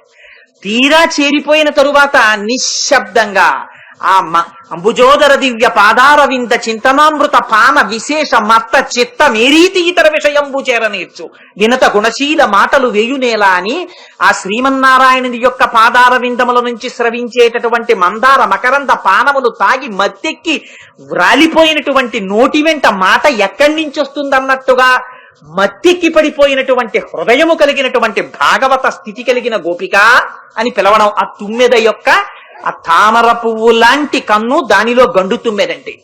అటువంటి తామర పువ్వు అది బురదలో పుడుతుంది, సూర్యుణ్ణి చూస్తుంది. తాను ఉన్నది బురదలో కానీ చూసేది సూర్యుణ్ణి. సూర్యకిరణముల చేత వికసిస్తుంది. సూర్యుడు వెళ్ళిపోతే తాను వాడిపోతుంది. ఇదే తాను బురద వంటి సంసారములో ఉన్నప్పటికీ సర్వకాలముల యందు భగవానుణ్ణే చూడడం, ఎప్పుడు భగవంతుడితోటే కలిసి ఉండడం, భగవంతుడి నుంచి చిన్న ఎడబాటు కలిగితే తట్టుకోలేక తన స్వరూపమే పడిపోయేటటువంటి స్థితిని పొందడం, ఇది మహాభక్తుల యొక్క లక్షణం. మూడవది ఇది తపస్సు, అజ్ఞానము, మౌనము. ఇందులో తనని తాను రక్షించుకోవడం కాదు, తను వేరొకరి చేత రక్షింపబడాలి. అది బాల్యం. బాల్యంలో శిశువు తనని తాను రక్షించుకోదు. ఎప్పుడు వాళ్ళకొక్కటే లక్షణం ఏమిటి? మలమూత్రంబులతో, మహాభయముతో, మాతృస్థనాపేక్షతో, చలమూర్ఖత్వముతో, సదాభ్రమతతో, చాంచల్య చిత్తంబుతో, బరువైనట్టి కపజ్వర గ్రహ మహాబాల్యామయ శ్రేణితో కలమైనంతమ చింతలేక చెడితిన్ కామ్యార్థినై శంకర అంటారు. అలా తనని తాను రక్షించుకోలేని స్థితిలో ఉండి అమ్మా అని పిలిస్తే అమ్మ వచ్చి రక్షిస్తే రక్షింపబడేటటువంటి వాడిలా తన రక్షణ యందు తన కర్తృత్వమును ఉంచుకోక పరమేశ్వరుడి చేత రక్షింపబడాలనేటటువంటి పూనిక కలిగినటువంటి మహాభక్తుల యొక్క స్థితి, బెదిరినటువంటి లేడి యొక్క చూపు, అదే భగవంతుడితోటి నిత్య సంశ్లేషమును అపేక్షించేటటువంటి సూర్యుని యొక్క కిరణముల చేత పోషింపబడి వికసించేటటువంటి తామర పువ్వు. ఉండేది పంకము వంటి సంసారములో అనుబంధము భగవానుడితో. ఇది మహాభక్తుల యొక్క లక్షణం. అందుకని అటువంటి కంటి సౌందర్యము కలిగిన దానా ఈ నేత్ర సౌందర్యమునకు వశుడవుతాట పరమాత్మ. అటువంటి సౌందర్యమున్నదానా నిజంగా కూడా అంతేనండి. ఈ సంసారములో ఉంటూనే భగవంతుణ్ణి కట్టి తెచ్చినటువంటి వాళ్ళు ఉన్నారు. చూడండి, ఒకే రామచంద్రమూర్తిని వైకుంఠం నుంచి దింపారు దశరథ మహారాజు గారు. దశరథ మహారాజు గారు ఏం అమాయకుడు కాడు, మహాభక్తుడు. మల్లాది చంద్రశేఖర శాస్త్రి గారు దశరథ మహారాజు గారి కడుపునే రామచంద్రమూర్తి ఎందుకు పుట్టారు అన్న విషయం మీద ఏకంగా ఒక పుస్తకం రాశారు మహానుభావుడు. ఎన్ని విచిత్రమైనటువంటి విషయాలు ప్రస్తావన చేశారు అందులో. బాలకాండలో రామచంద్రమూర్తి వచ్చి చెప్పుకున్నారు, పితరం రోచయామాసా తథా దశరథ నృపం, నీకు నేను కొడుకునై పుట్టాలని కోరిక కలిగి పుడుతున్నానన్నారు. అందుకని ఆ దశరథ మహారాజు గారు వైకుంఠంలో ఉన్నటువంటి ఆ శ్రీ మహావిష్ణువుని తన కుమారుడిగా పొందారు. ఒక జనక మహారాజు గారు తన యొక్క భక్తి ప్రపత్తితో, తన జ్ఞాన నిష్ఠతో సీతమ్మ తల్లిని, అయోనిజని, అమ్మవారిని, త్రైలోక్యమాతని తన కుమార్తెగా పొంది జనక మహారాజు గారి కూతురు జానకి అన్న పేరుతో ఆవిడ్ని పిలిస్తే తాను సార్థకత పొందారు. ఎంతమంది పొందారు అటువంటి అదృష్టాన్ని? జనక మహారాజు గారు ఎవ్వరూ పొందనటువంటి గొప్ప అదృష్టాన్ని పొందాడు. ఆయనకి త్రైలోక్య జనని శ్రీ మహాలక్ష్మి కూతురై పుట్టింది. ఆ కూతురి చెయ్యి ఆయన తన చేత్తో పట్టుకుని ఇయం సీత మమ సుత అన్నారట. అంటే సీతమ్మ తల్లి చెయ్యి ఆ జనక మహారాజు గారు పట్టుకుని రామచంద్రమూర్తి వంక చూసేసరికి సీతమ్మ తల్లి ఇలా వస్తే రాముడికి అసలు కనపడలేదట సీతమ్మ ఎక్కడుందో. ఎందుకనంటే అంత దివ్య కాంతి పుంజంలా ఉంది అమ్మవారు. ఆవిడ మెరుపు తీగ లాంటిది కదా, నీలతోజిత మధ్యస్థ విద్యుల్లేకే భువాస్వర. అటువంటి మెరుపు మిరిస్తే కన్నులు కనపడతాయా? ఇవి రాముడంతటి వాడికి ఎక్కడుందో కనపడలేదట అమ్మవారు. ఇప్పుడు జనకుడు ఎంతో ఆనందంగా చూపించట, ఇయం సీత, ఇదిగో ఈమె సీత ఇక్కడుందని. మమ సుత, నా కూతురు ముందు. ఎందుకని? నీ భార్యగా ఉండడానికి నా కూతురుగా వచ్చింది. జనకుడికి కూతురుని అనిపించుకోవడానికి జానకి అని పేరు పెట్టుకుంది తనకి తాను. ముందు సార్థకత పొందిన వాడిని నేను రామా. అందుకని ఇయం సీత మమ సుత సహధర్మచరీతవా, నీకు సహధర్మచారిణిగా ఉంటుంది. ఇవాళ ఈ మాట చెప్పి ఈ చెయ్యి నీ చేతిలో పెట్టడం నా అదృష్టం. ప్రతీచ్ఛ చైనాం భద్రంతే పాణిం గృహ్ణీష్వ పాణిన, ఈ చేతిని తెచ్చి నీ చేతిలో పెట్టడం ఎంతమందికి దక్కే అదృష్టం అండి. బ్రహ్మ కడిగిన పాదము అన్నమాచారులు వారు పొంగిపోతారు. ఆ పాదాలు బ్రహ్మగారు కడిగినందుకు పొంగిపోయారు. అలాంటిది సీతమ్మ తల్లి చెయ్యి పట్టి రాముడి చెయ్యి పట్టుకుని ఈ చెయ్యి తీసి ఆయన చేతిలో పెట్టి ఈ రెండు చేతుల్ని తన చేతులతో కలిపి పుచ్చుకుని, ఇదిగో సీత, ఇదిగో రాముడు, మీ ఇద్దరు సహధర్మచారిణి సీతమ్మ నీతో ఉంటుంది, మీ ఇద్దరి చేతులు ఇలా కలుసుకుంటే ఎంతమంది దృష్టి తగులుతోందో ఆ చేతుల అందానికని ప్రతీచ్ఛ చైనాం భద్రంతే పాణిం గృహ్ణీష్వ పాణిన అని మంగళం పలికిన అదృష్టం జనక మహారాజు గారిది. అందుకని ఆ సీతమ్మని కూతురుగా పొందారు జనక మహారాజు గారు, ఆ రాముణ్ణి కొడుకుగా పొందారు దశరథ మహారాజు గారు. అటువంటి సీతారాములిద్దరిని విడదీశాననుకుని అటువంటి త్రైలోక్యమాతని అశోకవనంలో పెట్టి రాముడి చేత 10 తలలు తరిగించుకున్నాడు రావణాసురుడు. అందుచేత ఎవరు చేసినటువంటి కర్మ యొక్క ఫలితములు వారికి కనపడుతుంటాయి. అందుచేత ఎవరెవరు భక్తితో నిమగ్నమయ్యున్నారో అటువంటి వారు సంసారం అనేటటువంటి పంకములో ఉన్నప్పటికీ భగవంతుణ్ణే తాను అనుభవిస్తూ ఉంటాడు. ఎంత అదృష్టవంతుడు కాకపోతే దశరథ మహారాజు గారు రాముడు కొడుకుగా రావడం వల్ల చిట్ట చివర రామ రామ అంటూ ప్రాణం విడిచిపెట్టగలిగాడండి.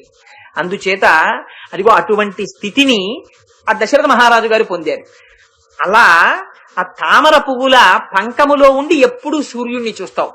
ఇటువంటి నేత్ర సౌందర్యము కలిగిన దానా, నువ్వు లేచి బయటికి రావద్దు. అడిగో శుక్రుడు అస్తమిస్తున్నాడు, గురుడు అస్తమిస్తున్నాడు, శుక్రుడు ఉదయిస్తున్నాడు. ఇవి 2 లక్షణములు చెప్తారు ఇందులో. శుక్రుడు అస్తమించడం అనేటటువంటిది, శుక్రుడు ఉదయించడం అనేటటువంటిది, గురుడు అస్తమించడం అనేటటువంటిది ఒక రకంగా చెడు, ఒక రకంగా మంచి. ఎందుచేత శుక్రుడు ఉదయిస్తే దేహము మీద భ్రాంతి పోయి లోపల ఉండేటటువంటి ఆత్మకి సంబంధించినటువంటి అనుభూతి కలుగుతుంది. ఎందుకని? శుక్రుడికి మృత సంజీవని విద్య తెలుసు. చచ్చిన దానిని బ్రతికించడం వచ్చు. చచ్చిపోయేదేది శరీరం, ఎప్పుడూ బ్రతికుండేదేది ఆత్మ. ఆత్మకి మరణం లేదు. మరణము లేనటువంటి ఆత్మని చూపించి చచ్చిపోయేటటువంటి శరీరం లోపల ఉండగా చావులేని ఆత్మని దర్శనం చేయించగలిగినటువంటి మహాపురుషుడు శుక్రుడు. అందుకని ఆయన చనిపోయిన వారిని బ్రతికిస్తూ ఉండేవాడు. అందుకని శుక్రుడు ఉదయిస్తున్నాడు, కానీ మాకు ఈ జ్ఞానం నిలబడుతుందన్న ధైర్యం లేదు. ఈ సత్వగుణంలో ఈ జ్ఞానం ఉన్నట్టుగా ఉంటుంది, కానీ వెళ్ళిన గేదులు వెనక్కి వచ్చేస్తాయి. మళ్ళీ రజస్సు తమస్సు వెనక్కి వస్తాయి. నిన్నటి పాశురంలో చెప్పింది కదండి అమ్మవారు. అది రాకముందే గురుడు అస్తమించాడు, కానీ అస్తమించాడని నమ్మకం ఏం లేదు. ఎందుకని? ఆ గురుడు చార్వాక మతాన్ని ప్రబోధించాడు. అందుకని మాకు అటువంటి అజ్ఞానం ఏర్పడక ముందే నువ్వు వచ్చి మమ్మల్ని నడిపించాలి. గురువు పక్కనుంటే అజ్ఞానం రాదు. ఎందుకని? గు అంటే అజ్ఞానమును, రు అంటే తొలగించగలిగినటువంటి వాడు. అందుకని నువ్వు లోపల అటువంటి స్థితిలో ఉన్న గోపికవు కనుక, ఆ నేత్ర సౌందర్యముతో భగవంతుణ్ణి వశం చేసుకున్న దానివి కనుక నువ్వు బయటికి రావాలి. కాదు గురుడు అస్తమించడం అంటే గురుడు దేవతలకి గురువు. దేవతలకి గురువు కనుక జ్ఞానం ఇవ్వగలిగినటువంటి గురుడు అస్తమించాడు అంటే మాకు సత్వగుణం పోతోంది, ఇంకా తెల్లవారిపోతోంది. కాబట్టి శుక్రుడు ఉదయిస్తున్నాడు అంటే రాక్షస గురువు కనుక మాకు అజ్ఞానం ప్రకోపం చెందుతోంది, లోపల రజస్సు తమస్సు వస్తున్నాయి. అందుకని నువ్వు తొందరగా బయటికి వచ్చి మమ్మల్ని రక్షించాలి. అదిగో చూడు, బయట పక్షులన్నీ కూతలు కూస్తున్నాయి. ఏమిటి పక్షులు? ఈ పక్షులే ఆచార్యులు, ఈ పక్షులే మహాపురుషులు. వాళ్ళ యొక్క మాటలు మా చెవులలో పడుతున్నాయి. వాళ్ళ మాటలు నీ చెవులలో పడద్దు. సత్సంగత్వే నిస్సంగత్వం, నిస్సంగత్వే నిర్మోహత్వం, నిర్మోహత్వే నిశ్చలతత్వం, నిశ్చలతత్వే జీవన్ముక్తి. అటువంటి సత్సంగం, అటువంటి మహాపురుషుల మాటలు చెవిలిలో పడడమే ఆత్మకి ఉజ్జీవకము. అందుకని ఆ పక్షుల అరుపులు మా చెవుల్లో పడుతున్నాయి, నీ చెవులలో పడడం లేదా? నువ్వు లేచిరా. నువ్వు అత్యంత సుకుమారమైనటువంటి స్థితి కలిగినటువంటి గోపికవి. ఏమిటి సౌకుమార్యం? ఈ సౌకుమార్యం అంటే సుకుమారమైనటువంటి స్థితిని స్త్రీకి చెప్తారు. ఈ సౌకుమార్యమునకుట పరిపూర్తి ఎప్పుడో తెలుసా అండి? ఈ సౌకుమార్యమునకు పరిపూర్తి తాను బిడ్డలతో కలిసి ఉన్నప్పుడు పూర్తి. అంటే ఇది బాహ్యమునందు కేవలం స్త్రీలకి చెప్పింది కాదు. అందుకని ఆడవాళ్లే గాజులు వేసుకోవాలి, ఆడవాళ్లే మంగళసూత్రాలు వేసుకోవాలి అని ఏదో పక్షపాతంతో శాస్త్రం ఏం చెప్పదు ఎవ్వరికి. మంగళసూత్రాలు వేసుకోవడం, గాజులు వేసుకోవడం బాహ్యమునందు స్త్రీలకి, ఆంతరమునందు పురుషులు కూడా వేసుకోవాలి. అంటే కనపడకుండా వేసుకోవాలండి, ఫుల్ హ్యాండ్ చొక్కా వేసుకుని కాదు. ఆంతరమునన్నది ఈ చేతిని పరమాత్మ చేపట్టిన నాడు ఈ చేతికి అదృష్టం. ఈ కంఠంలో 3 ముళ్ళు పడిన నాడు, అంటే ఈ కంఠంలో ఇక్కడుండగానే ఆత్మస్థితి తాను తెలుసుకుంటే ఆనాడు అవతల భర్తతోటి సంబంధం తెలియడం. ఇప్పటి వరకు కోటేశ్వరరావు గారు క్లర్క్ అనుకోండి, ఆఫీస్కి వెళ్ళేటప్పటికీ కోటేశ్వరరావు గారు మేనేజర్ అని ప్రమోషన్ ఆర్డర్ వచ్చింది టేబుల్ మీద. అందరూ వచ్చారు, షేక్ హ్యాండ్ ఇచ్చారు. వెళ్ళి మేనేజర్ గా జాయినింగ్ రిపోర్ట్ ఇచ్చాను. ఇచ్చి ఆఫీసర్ కూర్చునే క్యాబిన్ లో కూర్చున్నాను. కూర్చున్న తర్వాత ఇంకా ఒకసారి ఆఫీసర్ సీట్ లో కూర్చుండిపోయిన తర్వాత ఇంకా నేను క్లర్క్ లాగా ఇక్కడ నేను కూర్చోనండి, నాకేంటో బెంగగా ఉంది, పూర్వం కూర్చున్న గుమాస్తా కుర్చీలోనే కూర్చుంటానండి, నా ఫైళ్లు నేనే రాసుకుంటాను, బాబాయ్ సంతకాలు నేను పెట్టడం ఏమిటండి అండవు. ఒక్కసారి తాను మేనేజర్ అయితే ఇంకా క్లర్క్ అన్న విషయం పోతుందంతే. ఒక్కసారి 3 ముళ్ళు పడిపోతే తాను అప్పటి వరకు కన్యనన్న విషయం పోతుందంతే. ఒక్కసారి తాను ఆత్మస్థితిని తెలుసుకోగలిగితే తాను అవిద్య చేత కప్పబడిన జీవస్వరూపం పోతుందండి. అందుకని ఇక్కడే ఇప్పుడే ఈ క్షణమే ఆత్మ యొక్క స్థితి తెలుస్తుంది. అది తెలియడమే మంగళసూత్రం. అది ఒక్క ఆడవాళ్ళకే కాదు, బాహ్యమునందు సాధకులందరికీ ఉంటుంది. అందుకని పతిం విశ్వస్యాత్మేశ్వరగం శాశ్వతగం శివమచ్యుతం, పరమేశ్వరుడు ఒక్కడే పతి, మిగిలిన వాళ్ళందరూ ఆయన్ని పొందుతున్నారు. అందుకని అదిగో అటువంటి స్థితిని పొందడం, ఆ గురుడు అస్తమించడం, శుక్రుడు ఉదయించడం, ఇది సౌకుమార్యం. ఈ సౌకుమార్యం భర్తతో పిల్లలతో కూడి ఉన్నప్పుడు పూర్తి. అంటే తాను ఆత్మస్థితిని అనుభవించి తన శిష్య ప్రశిష్యులకి తాను చెప్పాలి. చెప్పకపోతే ఎలా తెలుస్తుంది వాళ్ళకి? లేకపోతే మీరు ఒక్కటి ఆలోచించండి, కొన్ని కోట్ల కోట్ల కోట్ల కోట్ల మందిలో భగవంతుణ్ణి తెలుసుకోవాలనుకునేటటువంటి వాళ్ళు కొన్ని 100, 10, 5 మీద ఉంటారు. నిజంగా కామ్యం లేకుండా కేవలం పరమేశ్వరుడి కోసమే పరమేశ్వర కైంకర్యం తెలిసి ఆయన్ని తెలుసుకోవాలన్న కుతూహలం ఉన్నవాళ్ళు. అలా ఉన్న వాళ్లలో, అలా ఉన్నటువంటి కొన్ని కోట్ల మందిలో ఒక్కడు నన్ను తెలుసుకుంటున్నాడన్నారు. అలా తెలుసుకున్న వాళ్ళు ఒక శంకరాచార్యులు వారు తెలుసుకున్నారు, ఒక రామకృష్ణ పరమహంస తెలుసుకున్నారు, ఒక రామానుజాచార్యులు వారు తెలుసుకున్నారు, మరి వీళ్ళు ఒక రమణ మహర్షి తెలుసుకున్నారు. ఈ తెలుసుకున్న వాళ్ళు వాళ్లతో ఆ అదృష్టాన్ని, ఆ ఆత్మానుభూతిని ఉంచేసుకోకుండా వాళ్ళు మళ్ళీ పైకి మాట్లాడడం ఎందుకు? పరిపూర్తి ఎప్పుడంటే తాను అనుభవించిన దానిని చెప్పకపోతే పాపం వీళ్ళకి ఎవరు చెప్తారు? వీళ్ళని ఎలా ఉద్ధరింపబడతారు? ఇది వాళ్ళ యొక్క ఔదార్యం. అందుకని ఆత్మస్థితి నుంచి దిగి శిష్యులని ఉజ్జీవింప చెయ్యడానికి గురువు మాట్లాడతాడు. అలా మాట్లాడకుండా ఉండలేక మాట్లాడతాడు. నిండిపోయిన బింది తన కడుపులో నీటిని ఇంకా ఉంచుకోలేక అంచుల వింటే నీరు కారిపోయినట్టు తాను అనుభవించిన భగవంతుని గుణముల చేత కలిగిన ఆనందాన్ని తన శిష్యులకి అందించకుండా ఉండలేక మాట్లాడిన మాటలు ఆ లోపల ఉన్న గోపిక వచ్చి మాట్లాడేటటువంటి మాటలు. అది పరిపూర్తి. అందుకని ఇవి మంచి రోజులు. దక్షిణాయనం తిరుప్పావై జరుగుతోంది. ఇన్నాళ్ళకి భగవంతుణ్ణి పొందాలన్న పూనిక కలిగింది. మార్గశీర్ష స్నానం చేస్తున్నాం. ఇన్నాళ్లు అడ్డుపడిన పెద్దలు అడ్డు తప్పుకుని కృష్ణుడి చేతికి మన చేతిని అందించారు. లోపల ఉండేటటువంటి అరిషడ్వర్గములు కొంచెం వెనక్కి తగ్గాయి, సత్వగుణం ఉద్భుతమైంది. ఇటువంటి మంచి సమయంలో, మంచి సమయం అంటే ఇంకింతకన్నా మంచి సమయం ఏమిటి? అందుకని నువ్వు వచ్చి మాలో చేరి మమ్మల్ని ముందుకి నడిపించవద్దా అని ఆ లోపల ఉండేటటువంటి గోపికని పిలవడమే. పెరియాళ్ళు వారిని మనసులో పెట్టుకుని ఆయన కేవలం తనకంటూ ఏ విధమైనటువంటి జ్ఞానముతో కూడిన అర్హత లేకపోయినా పుష్పకైంకర్యం చేస్తూ విశేషమైన భక్తితో ఆ శ్రీమన్నారాయణుని యొక్క దర్శనమును పొంది ఆయనకి మంగళాశాసనమును పాడి పిరియాళ్వారు యొక్క స్థానముగా ఆళ్వారులలో పెద్దవారైనట్టుగా ఇక్కడి గోపిక కూడా తన ప్రయత్నం అనేటటువంటిది ఏదీ లేకుండా కేవలము ఉపాయము ఉపేయము కృష్ణుడే అని నమ్మి ఆ నమ్మికయే నేత్ర సౌందర్యముగా పొంది కృష్ణానుభవమును పొందుతున్నటువంటి ఓ గోపిక, నువ్వు లేచి బయటికొచ్చి మాతో కలిసి ఈ వ్రతమునకు పరిపూర్ణత చేకూర్చవలసినది అని తల్లి ఆ పాశురములో ప్రార్థన చేసి ఉన్నది అని తెలియచేస్తూ రేపటి రోజున వేరొక పాశురాన్ని విజ్ఞాపన చేస్తాను. మంగళాశాసన పరై మదాచార్య పురోగమై సర్వైశ్చ పూర్వైరాచార్యై సత్కృపాయాస్తు మంగళం.